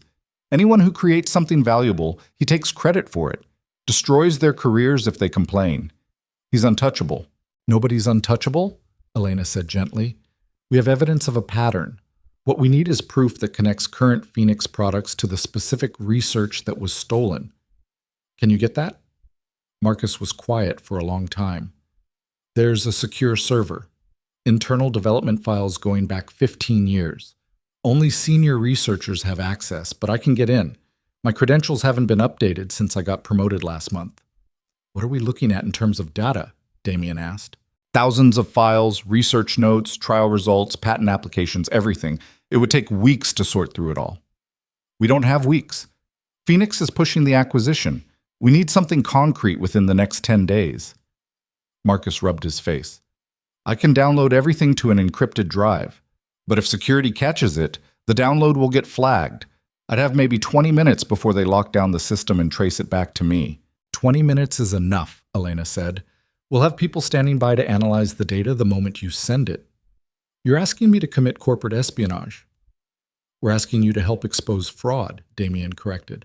What Phoenix is doing is illegal. What you'd be doing is providing evidence of that illegality. That's a legal distinction that won't mean much if I end up in jail. You won't end up in jail. I'll make sure of that. Damien's voice was firm. I have lawyers who specialize in whistleblower protection. The moment you hand over that data, you'll be covered under federal protection statutes. And if Phoenix tries to retaliate, they'll be admitting the data you provided is legitimate. Marcus looked between them. Why should I trust you? I don't know you. For all I know, this is some kind of setup. Elena understood his fear, saw it in the way his hands trembled and his eyes kept darting to the door like he was ready to run. My brother has leukemia, she said quietly. He's 23. He's fighting for his life because the treatments that could save him don't exist yet or cost more than we could ever afford. Your uncle stole research that could have helped kids like my brother. He destroyed companies that were trying to make a difference because profit mattered more than people. If we don't stop him, he'll keep doing it. And more people will die because treatments that should exist will stay locked behind corporate greed. Something changed in Marcus's expression. My sister had cancer 5 years ago. She was 16. His voice cracked. There was a clinical trial. Experimental treatment that showed real promise. The company running it went bankrupt before she could get in. She died 6 months later. What company? Damien asked, though Elena suspected he already knew. North Star Pharmaceuticals. They collapsed after someone sold their research to Phoenix. Marcus looked up. My uncle did that. He killed my sister. And I've spent 5 years working for him, watching him do the same thing to other companies and telling myself there was nothing I could do about it. Silence settled over the study room. So yes, Marcus said finally, I'll get you the files. Not because I trust you, because I can't keep being complicit in what he's doing. They spent the next hour planning. Marcus would access the server Friday night when most of the office was empty. He'd download everything to an encrypted drive and transfer it to a secure cloud account Elena would set up. The moment the upload was complete, he'd wipe his access logs and leave the building. What about after? Marcus asked. When this goes public and Phoenix starts investigating who leaked the data. You were one of 50 researchers with access to that server, Damien said. They won't be able to prove it was you, and if they try, my lawyers will bury them in whistleblower protection motions until they give up. It wasn't a perfect plan. There were a dozen ways it could go wrong, but it was the only plan they had. Friday night, Elena sat in Damien's office watching the clock. Marcus was supposed to start the download at 9 p.m. It was 8:45 and she felt like she might throw up. He's going to be fine, Damien said. He was sitting at his desk pretending to review contracts, but she could see the tension in his shoulders. You don't know that. No, but worrying won't change anything. Her laptop chimed, a notification that the cloud account had received new data. He's in, Elena said, pulling up the upload progress. Files are transferring now. They watched the progress bar crawl across the screen. 5%, 10%, 15%. Elena's phone rang. Marcus. Something's wrong, he said without preamble. His voice was tight with panic. The system flagged the download. Security is on their way up. How long do you have? Damien was already on his feet. 2 minutes, maybe less. Pause the download. Clear your access logs. Get out of there now. It's only at 20%. We won't have enough. Marcus, listen to me. Your safety matters more than the data. Clear the logs and leave. Now. The line went dead. Elena stared at the progress bar. 22%. Hundreds of files, but not enough. Not nearly enough to prove what they needed to prove. He got out, Damien said, checking his phone. Security reached his office, but he was already gone. They'll review the logs, but if he wiped them properly, they won't find anything. We don't have enough data. I know. Elena wanted to scream. They'd been so close. 22% might contain something useful, but it might also be nothing. random files that didn't prove the connection they needed. She opened the downloaded files and started searching. Most of it was technical research notes, development timelines, trial protocols, nothing that immediately jumped out as evidence of theft. Then she found a folder labeled Legacy Projects. Inside were files dating back 15 years. Research notes from Chen Medical Research, development protocols that matched exactly what Lisa Reeves had described, and buried in the metadata, the names of the original researchers, including Damien's name. "Look at this," Elena said, pulling up the files. Damien leaned over her shoulder, reading. She watched his expression change as he recognized his own work. Research he'd developed 15 years ago, now being used by Phoenix Pharma under different names and different patents. "They've been using my research this entire time," he said quietly. 15 years. Hundreds of millions in profits, all from work I did before Richard destroyed my company. This proves it. This proves Phoenix Pharma built their flagship products on stolen research. It proves they're using research that originated with me, but we need to prove they knew it was stolen. That Richard Chen deliberately fed them proprietary information he had no right to sell. Elena kept digging through the files. There had to be something, some email, some communication, some piece of evidence that showed Phoenix knew what they were buying. She found it in a subdirectory labeled Acquisition Correspondence, an email chain from 14 years ago. Richard Chen negotiating the sale of Chen Medical Research's assets to Phoenix Pharma. And in the third email, a Phoenix executive asking pointed questions about the research origins and whether there were any legal complications they should be aware of. Richard's response was a masterpiece of corporate doublespeak. He assured them the research was properly acquired and that all former stakeholders had been appropriately compensated. Except Damien had never been compensated, had never agreed to sell anything, had watched his company collapse while Richard sold everything to Phoenix and walked away rich. "They knew," Elena said. "Phoenix knew the research was questionable and they bought it anyway." Damien was reading the emails over her shoulder, his breath warm against her neck. "This is enough. This proves conspiracy to commit fraud. The SEC can use this." Elena started compiling everything into a single folder. The development files, the emails, the metadata showing the original researchers, a complete paper trail connecting Phoenix Pharma's current products to research stolen from Damien 15 years ago. "We need to call Sarah," she said. "Not yet." Damien straightened. "First we need to protect Marcus. If we go to the SEC now, Phoenix will start investigating the leak. We wait until we have legal protection in place." He made calls while Elena organized the evidence. Lawyers who specialized in whistleblower cases, federal prosecutors who handled corporate fraud. By midnight, they had a team assembled and Marcus had protection. By 2 a.m., they were in Sarah Chen's office with printed copies of everything they'd found. Sarah read through it all in silence, her expression getting progressively more grim. "This is bad," she said finally. "Phoenix Pharma is a publicly traded company. If this gets out, we're looking at potential criminal charges against their entire executive board. Richard Chen will definitely face prosecution. The company's stock will collapse." "Good," Damien said. "You understand this will also affect your acquisition, right? The hostile takeover will fall apart, but so will any future business relationship with Phoenix or its subsidiaries. You'll be radioactive in certain pharmaceutical circles. I don't want a business relationship with companies built on stolen research. I want them destroyed." Sarah looked at him for a long moment. "All right. Give me 3 days to present this to the commission. Once they start the official investigation, everything becomes public record. Are you prepared for that?" "I've been preparing for this for 15 years. The next 72 hours were the longest of Elena's life. She went through the motions at work, attending meetings and managing Damien's schedule, while internally screaming with anxiety. Marcus had gone into hiding at a safe house Damien's lawyers provided. Phoenix Pharma was investigating the security breach but hadn't connected it to him yet. Tyler called to say his latest round of treatment was showing even better results. Elena listened to his excitement and felt the weight of knowing that the research helping him might have existed years earlier if Richard Chen hadn't destroyed the company developing it. On Tuesday afternoon, Damien called her into his office. "The SEC is announcing the investigation tomorrow morning. There will be a press conference. Sarah wants us there." "Why?" Because part of the announcement will be the establishment of a new foundation, the James Holloway Foundation for Pediatric Cancer Research, funded with $1 billion from Holloway Capital, dedicated to developing treatments that pharmaceutical companies won't touch because the profit margins are too small. Elena stared at him.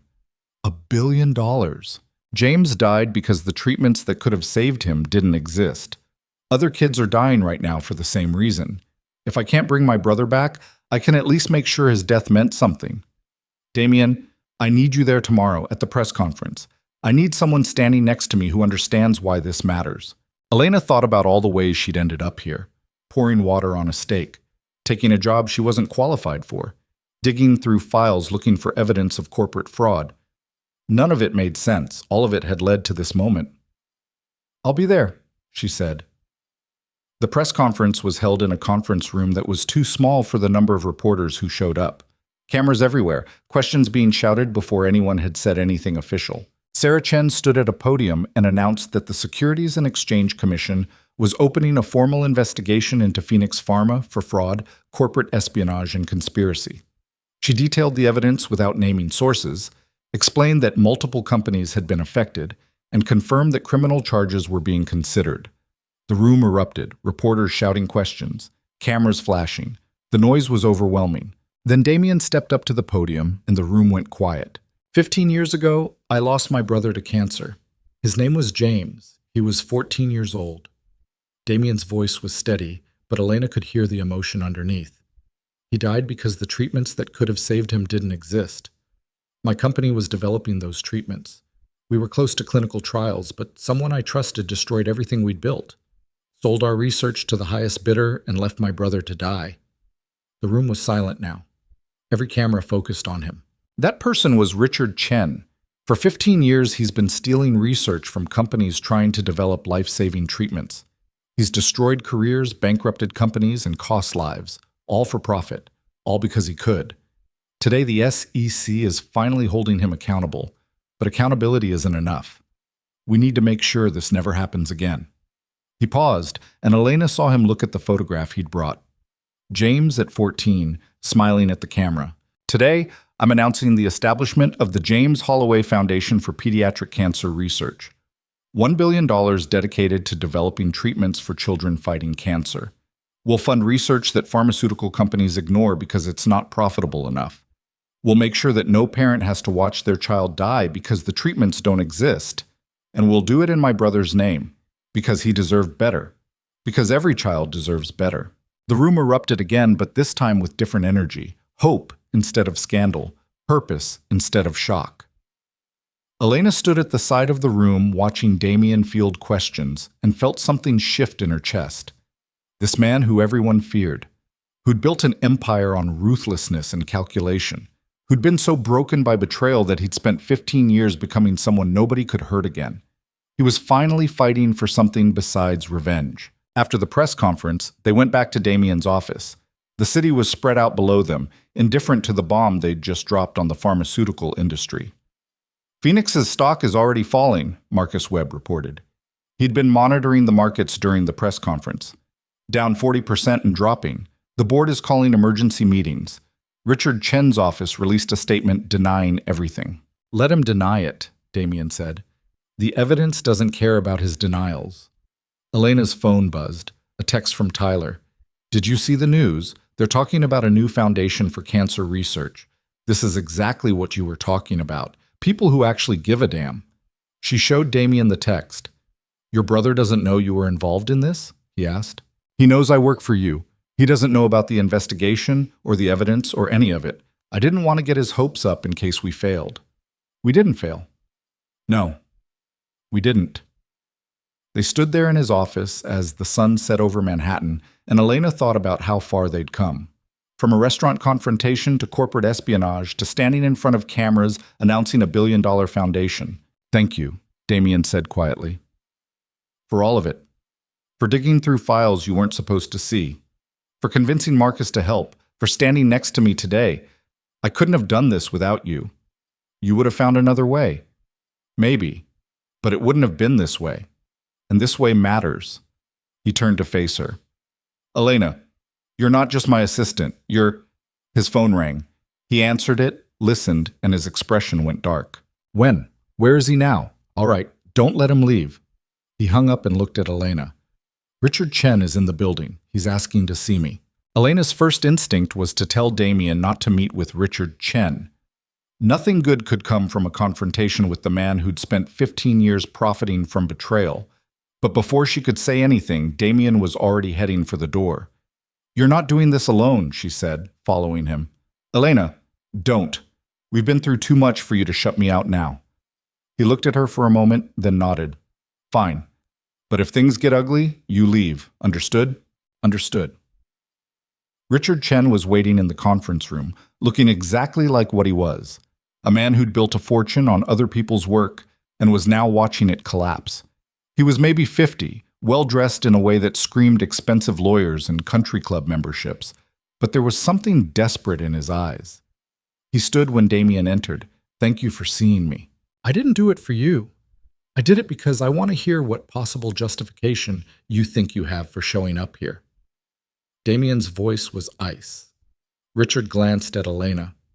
This is a private conversation. She stays. Say what you came to say or get out of my building. Richard sat back down, his composure cracking slightly. The SEC investigation is based on falsified evidence. You know that. You manufactured this entire scandal to destroy my reputation. I didn't manufacture anything. I just exposed what you've been doing for 15 years. Damien remained standing, towering over Richard in a way that was probably deliberate. You stole my research, destroyed my company, cost my brother his life, and you've done the same thing to at least 3 other companies that we know of. The only thing I manufactured was the patience to wait until I had enough evidence to bury you. Your brother died because the treatment didn't work, not because of me. The temperature in the room dropped about 20 degrees. Elena saw Damien's hands clench into fists, saw the muscle in his jaw tighten. For a moment, she thought he might actually hit Richard Chen. Instead, his voice went very quiet. My brother died because the clinical trials were canceled when you bankrupted the company. He died waiting for a treatment that was 6 months away from approval. So yes, Richard, you killed him. Maybe not directly, but you're responsible all the same. I was trying to save the research. Phoenix had the resources to actually develop it. Your company was failing. My company was failing because you were sabotaging it from the inside, redirecting funding, falsifying trial results to make investors pull out. You destroyed everything deliberately so you could sell the pieces to Phoenix. Richard's face flushed. You don't understand business. Sometimes hard decisions have to be made. Hard decisions. Damien laughed, and it was the ugliest sound Elena had ever heard. You stole years of research, destroyed careers, cost lives, and made millions doing it. That's not business. That's sociopathy dressed up in corporate language. I came here to offer you a deal. Richard's voice was strained. Drop the SEC investigation. Publicly retract your accusations. In exchange, I'll make sure Phoenix withdraws the hostile takeover. You keep your company, I keep my reputation, everyone walks away. Elena couldn't believe what she was hearing. You actually think he'd take that deal? Richard looked at her like he'd forgotten she existed. Who is this? Someone who knows what you did to your nephew's sister, Elena said. North Star Pharmaceuticals. You bankrupted them before they could complete a clinical trial that might have saved a 16-year-old girl, your own niece. How do you sleep at night? Something flickered across Richard's face. Guilt, maybe. Or just irritation at being confronted with an inconvenient truth. North Star was poorly managed. They would have failed eventually. They failed because you made sure they would fail. Just like you made sure Chen Medical Research would fail. Just like you're trying to make Holloway Capital fail. Elena stepped forward. But here's what you don't understand. Damien isn't fighting you for his company or his reputation. He's fighting you because kids are dying while you profit from stolen research. And that's a fight you can't win by offering deals. Richard turned back to Damien. You're really going to let some assistant speak for you? She's not speaking for me, she's speaking the truth. And yes, I'm going to let her, because unlike you, I value people who tell me the truth, even when it's uncomfortable. Damien moved to the door and opened it. We're done here. The SEC has everything they need. Phoenix Pharma is facing criminal charges. Your career is over, And the James Holloway Foundation is going to spend the next 50 years doing the work you should have been doing instead of stealing from people who actually gave a damn. Richard stood slowly. You're making a mistake. I have lawyers, resources, political connections. You think one SEC investigation will destroy me? No. I think 15 years of documented fraud, corporate espionage, and conspiracy will destroy you. The investigation is just the beginning. Damien's voice was absolutely certain. You're going to lose everything. Your position, your reputation, probably your freedom when the criminal charges stick. And every day you spend watching your world collapse, I want you to think about James, about Marcus Chen's sister, about every person whose life you destroyed because you were too greedy and too soulless to care about anyone but yourself. Siddiqui Ashish. Richard walked to the door, then stopped. I'm sorry about James. No, you're not. You're sorry you got caught. There's a difference. After Richard left, Damien stood at the window staring out at the city. Elena could see the tension in his shoulders, the way his hands were still clenched tight. Are you okay? She asked quietly. I looked him in the eye. After 15 years of imagining this moment, I finally looked him in the eye and told him exactly what he took from me. He turned to face her. And you know what the worst part is? He doesn't care. He's not sorry. He's just angry that he got caught. Some people are like that. They're so broken inside that they can't see past their own self-interest. How do you fight people like that? How do you stop them when they don't have consciences? Elena thought about her years as a waitress, about the customers who'd treated her like she was invisible, about the slow erosion of dignity that came from being powerless. You don't fight them by becoming like them. You fight them by refusing to let them turn you into something broken. She walked over to stand beside him. You could have spent 15 years becoming Richard Chen, building an empire on ruthlessness and not caring who you hurt. But you didn't. You built something that actually matters. And that's how you win. Damien looked at her with an expression she couldn't quite read. When did you get so wise? I'm not wise. I'm just tired of watching people with power use it to make the world worse instead of better. His hand came up and touched her face, gentle in a way that seemed impossible for someone everyone feared. I don't deserve you, he said quietly. Probably not, but you're stuck with me anyway. He smiled, and it was the first real smile she'd ever seen on him. Not the sharp predator smile or the cold calculation, but something genuine and warm and entirely human. Then his phone rang, shattering the moment. He answered it, listened, and his expression shifted. We'll be right there. What happened? Phoenix Pharma just announced they're filing for bankruptcy protection. The board voted to dissolve the company rather than face the criminal investigation. He grabbed his coat. Sarah wants us at a press conference in an hour. The SEC is going to announce criminal charges against Richard Chen personally.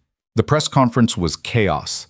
More reporters than before, all of them screaming questions about the bankruptcy and the charges and what this meant for the pharmaceutical industry. Sarah Chen stood at the podium looking grimly satisfied. This afternoon, the Securities and Exchange Commission filed criminal charges against Richard Chen for fraud, corporate espionage, conspiracy, and multiple violations of federal securities law. We're also filing civil charges against Phoenix Pharma's former board of directors for knowingly profiting from stolen intellectual property. The room erupted with questions. Sarah held up a hand. This investigation uncovered a pattern of corporate theft spanning 15 years. Multiple companies were targeted.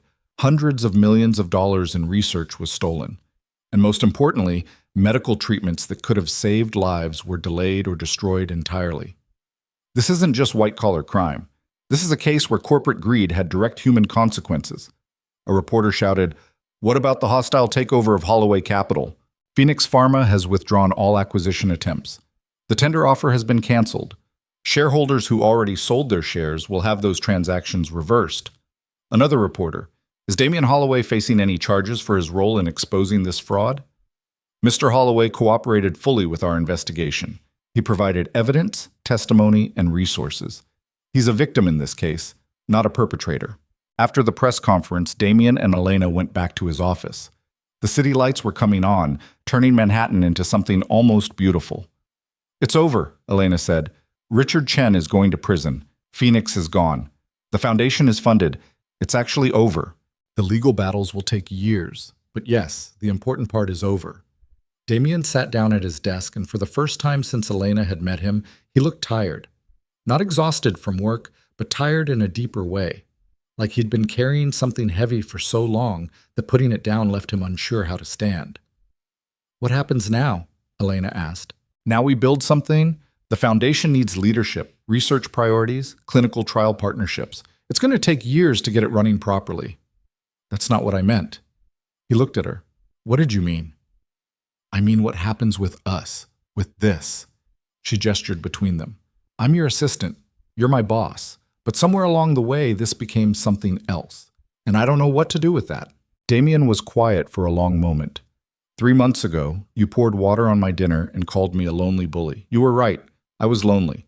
I'd spent 15 years building walls so high that nobody could hurt me again. And then you showed up and started knocking holes in those walls without even trying. I wasn't trying to knock anything down. I was just trying to survive." "I know. That's what made it work." He stood and walked over to where she was standing by the windows. "Elena, you're 26 years old.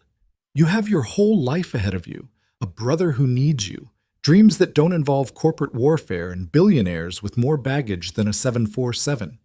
You could leave tomorrow and build something amazing with your life. Is that what you want? For me to leave?" "I want you to have choices. Real choices. Not just staying because you need the health insurance or because you feel obligated."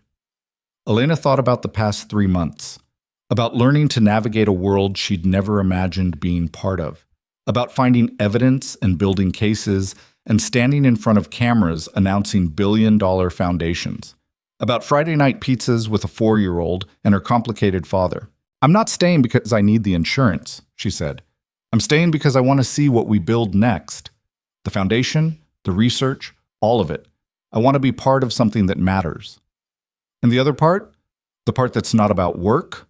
The part where I've completely fallen for a billionaire who terrifies everyone but makes his daughter laugh and fights for kids he'll never meet because his brother deserved better?"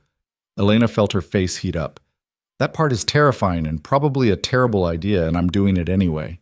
Damien's hand came up to cup her face. "I'm difficult. I'm demanding. I have a 4-year-old daughter who will definitely test your patience and probably put frogs in your handbag at some point. And I'm still learning how to be a person who doesn't solve every problem by throwing money at it or threatening people. I poured water on a man's dinner and somehow ended up helping take down a corporate criminal. I think I can handle difficult." He kissed her then, gentle and careful, like he was afraid she might break. Elena kissed him back and thought about how nothing in her life had gone the way she planned, how she'd ended up here through a series of accidents and desperate choices and moments of completely insane courage. When they broke apart, Damien rested his forehead against hers. "Sophia's going to be impossible about this. She's been asking me for weeks when I'm going to ask you to be her new mom." "She's 4. She asks you for a pony every day, too." "True. But I'm seriously considering the pony just to distract her from the wedding questions she's definitely going to start asking." Elena laughed. "Wedding? We just kissed for the first time and you're already thinking about weddings." "I'm a planner. I like to think ahead. Think ahead to what we're going to tell people when they ask how we met. I met my wife when she assaulted my dinner because I was being an insufferable nightmare to restaurant staff." Damien smiled. "It's got a nice ring to it." 3 months later, the James Holloway Foundation opened its doors in a facility in Lower Manhattan that had been completely renovated to house state-of-the-art research labs. The opening ceremony was attended by researchers, doctors, patient families, and more reporters than Elena had ever wanted to see in one place. Tyler was there, looking healthy in a way that made Elena want to cry every time she looked at him. His treatment was working. The cancer was in remission. The doctors were cautiously optimistic about his long-term prognosis. Sophia was there too, wearing a dress she'd picked out herself and telling anyone who would listen that her daddy was saving kids just like Uncle James. Damien stood at a podium with James's photograph beside him and talked about the foundation's mission, about funding research that pharmaceutical companies ignored, about developing treatments for children who deserved better than the options currently available, about making sure that no family had to watch someone they loved die because the treatments didn't exist yet. Elena stood to the side and watched him speak. This man who'd been so broken by betrayal that he'd spent 15 years becoming someone nobody could hurt, who'd slowly, painfully, learned how to be human again, who was using his fortune to build something that would outlast him and help people he'd never meet. After the ceremony, they walked through the labs with Sophia between them, holding both their hands. "This is where the scientists work?" Sophia asked, looking at the equipment with wide eyes. "This is where they try to figure out how to help sick kids get better," Damien explained. "Like Uncle James?" "Like Uncle James." Sophia was quiet for a moment. "I wish I could have met him." "He would have loved you," Damien said quietly. "He would have thought you were perfect." "Am I really perfect?" "Nobody's perfect, sweetheart, but you're pretty close." That evening, they had dinner at the Brooklyn pizza place. Same red checkered tablecloths, same mismatched chairs, same terrible pineapple pizza that Sophia insisted on ordering. Elena sat across from Damien and watched him help Sophia build a tower out of Parmesan cheese packets while pretending to be disapproving of the entire construction. Her phone buzzed. A text from Tyler. "Just got the latest scan results. Still clear. Doctor says I can start thinking about going back to school." She showed Damien the text. "That's incredible," he said. "It is. And it's partly because of the insurance you provided, because of the foundation, because you decided to fight for something instead of just against someone." Elena reached across the table and took his hand. "You saved my brother. Maybe not directly, but the treatment he got, the trials he was eligible for, none of that would have been accessible without your help. I didn't do it alone. You're the one who found the evidence, who convinced Marcus to help, who stood next to me when I announced the foundation." He squeezed her hand. "We make a pretty good team." "We do." Sophia looked up from her cheese packet tower. "Are you guys being mushy?" "Maybe a little," Elena admitted. "Gross." But Sophia was smiling. "Can we get ice cream after this?" "It's a Tuesday," Damien protested. "So?" "We only get ice cream on Fridays." "But this is a special day. The foundation opened. That means ice cream." Sophia's logic was unassailable. Damien looked at Elena. "What do you think?" "I think she makes a compelling argument. You're both going to spoil her." "That's literally the entire point of having a kid," Elena said, "to spoil them with love and ice cream and the knowledge that they're important." They got ice cream, walked along the river while Sophia pointed at boats, and asked 1,000 questions about why water was wet, and why boats floated, and whether she could have her own boat someday. Later, after they'd dropped Sophia off at home with the nanny and were sitting in Damien's car outside Elena's apartment, he turned to her. "Move in with us." Elena blinked. "What?" "Move in. With me and Sophia. The apartment in Queens is too small and too far from the office. And also, I want you there. We both do." "Damien, that's a huge step." "I know. But I'm tired of dropping you off at the end of the night and driving home alone. I'm tired of Sophia asking every morning if you're going to be there for breakfast. I want you in our lives, permanently, officially, in whatever way you're comfortable with." Elena thought about her tiny studio with the water-stained ceiling, about the broken security door and the upstairs neighbor's dog that never stopped barking, about the life she'd built there out of desperation and survival. Then she thought about Sophia's laugh, about Friday night pizzas and sunset walks, and working beside someone who challenged her to be better than she thought she was capable of being. "Okay," she said. "Okay. I'll move in, but you're helping me pack.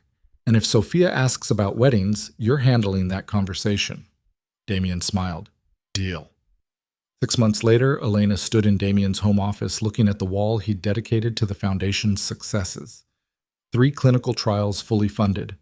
2 new treatments in development, 17 children currently enrolled in experimental therapies that wouldn't have existed without the foundation's support. One of those children was a 14-year-old boy with leukemia. His picture was on the wall alongside his progress reports. He was in remission. The treatment was working. His name was James. Different James, but the name felt significant anyway. Elena heard small feet running down the hallway. Sophia appeared in the doorway, already in her pajamas, even though it was only 7 p.m. "Elena, can you help me with my homework? Daddy's on a work call and he said you're better at reading comprehension anyway." "He did he? He said you're better at understanding what people really mean instead of just what they say." Elena smiled. "Come on, let's see what you're working on." They sat at the kitchen table while Sophia worked through questions about a story she'd read in school. Damien emerged from his office call looking harried. "Sorry, The Singapore team had questions about the latest research partnership. He stopped when he saw them at the table. I didn't mean to interrupt homework. You're not interrupting, Elena said. We're almost done anyway. Sophia finished the last question and held up her worksheet triumphantly. All done.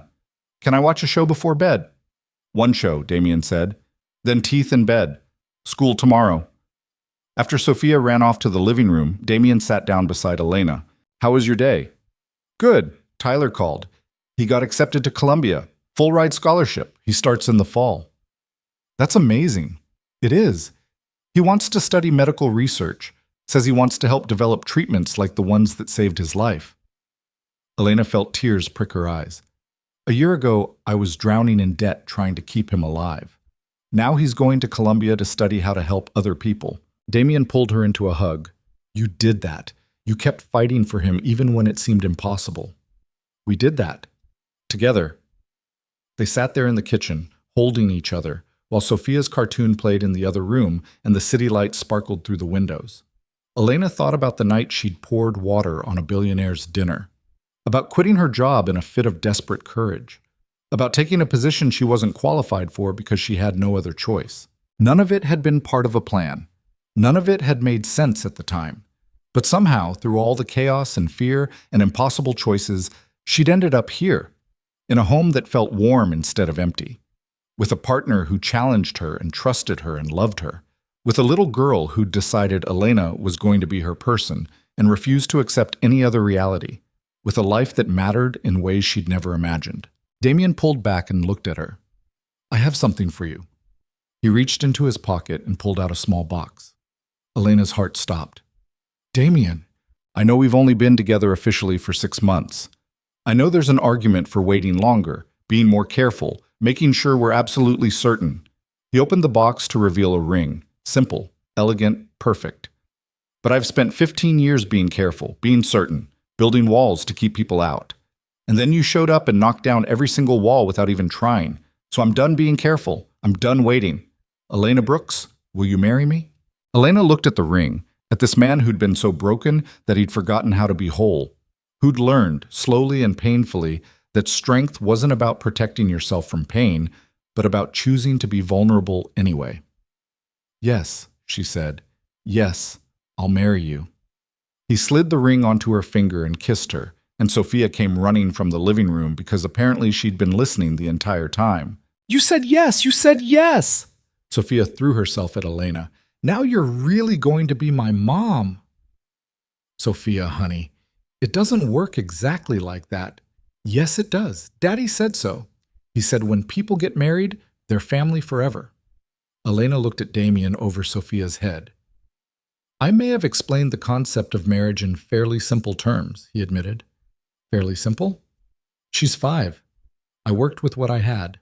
They spent the rest of the evening fielding Sophia's excited questions about weddings and dresses and whether she could be the flower girl and the ring bearer because she didn't see why she should have to choose.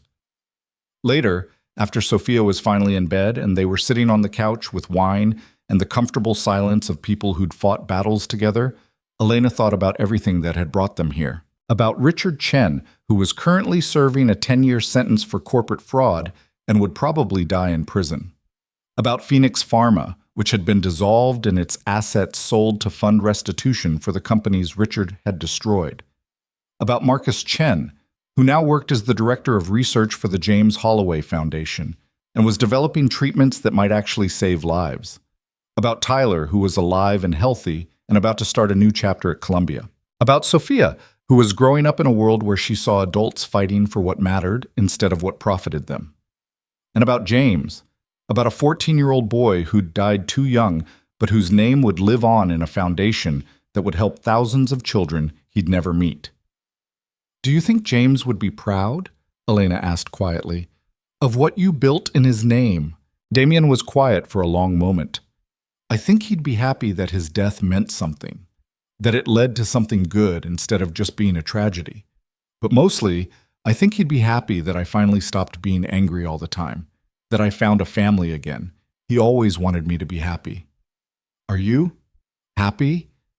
He looked at her, at the ring on her finger and the life they were building together. Yeah, he said. For For the first time in 15 years, I actually am. 1 year later, Elena stood in a small chapel with Tyler on one side and Sophia on the other. The guest list was tiny. Marcus Webb and his family, Sarah Chen, a few close colleagues, Tyler, looking healthy and strong in his suit, Dr. Lisa Reeves, who'd started working at the foundation and was developing treatments that looked genuinely promising, and Damien, waiting at the altar, looking more nervous than she'd ever seen him. The ceremony was short and simple. No grand speeches, just promises made between two people who'd found each other through chaos and built something worth fighting for. When the officiant pronounced them married, Sophia cheered loud enough that everyone in the chapel laughed. At the reception afterward, Tyler stood up to give a toast. A year and a half ago, my sister was working as a waitress, drowning in my medical bills, and terrified about the future. She had every reason to give up, to just survive instead of live. But Elena has never been good at just surviving. So when she had the chance to fight for something better, she took it. Even when it was scary, even when it seemed impossible. She poured water on a man's dinner and somehow ended up changing both of their lives. He raised his glass. To Elena and Damien, to fighting for what matters, and to never underestimating what a desperate person with nothing to lose can accomplish. Bon I tataviti nikiki. Everyone drank to that. Later, when the reception was winding down and Sophia had fallen asleep on a chair with her flower girl dress rumpled around her, Elena and Damien stood outside looking at the city. "We did all right," Damien said. "Didn't we?" "Better than all right. We took a lot of broken pieces and built something whole." "That sounds poetic." "I'm allowed to be poetic. I just got married." He laughed and pulled her close. "Mrs. Holloway. That's going to take some getting used to. You could keep Brooks if you want, or hyphenate." "No, I like Holloway. It sounds like someone who does important things instead of just surviving." She leaned against him. "What happens now?" "Now we keep building. The foundation, our family. A life that matters to someone besides just us." He kissed the top of her head. "And we make sure Sophia doesn't grow up thinking pineapple on pizza is acceptable." "That's a losing battle." "Probably. But some battles are worth fighting even when you know you'll lose." They stood there holding each other while the city hummed around them, full of people living lives and fighting their own battles, and trying to build something worth having. Elena thought about the scared waitress who'd poured water on a billionaire's dinner, about how that moment of desperate courage had led to everything that came after, about how the scariest decisions sometimes turned out to be the best ones. She thought about James Holloway, who she'd never met but who'd changed her life anyway. About how his death had led to a foundation that would save lives for generations. About how tragedy could become purpose if you were brave enough to fight for it. And she thought about the future. About the children who would benefit from research they were funding. About the families who wouldn't have to watch someone they loved die because treatments didn't exist. About Tyler going to Columbia and Marcus Chen developing therapies, and all the ways that choosing to fight instead of give up had rippled outward. "I love you," she said to Damien. "I love you too, even though you support Sophia's terrible pizza choices." "Especially because I support Sophia's terrible pizza choices." He laughed, and it was the sound of someone who'd finally learned how to be happy again. How to let people close enough to hurt him because they were also close enough to heal him. They went back inside to wake up Sophia and head home, to the life they'd built from broken pieces and desperate choices and the kind of courage that came from having nothing left to lose. It wasn't perfect. Nothing ever was. They still fought sometimes, still made mistakes, still had days when the weight of everything they were trying to do felt impossible. But they had each other, and they had something worth fighting for. And in the end, that was enough.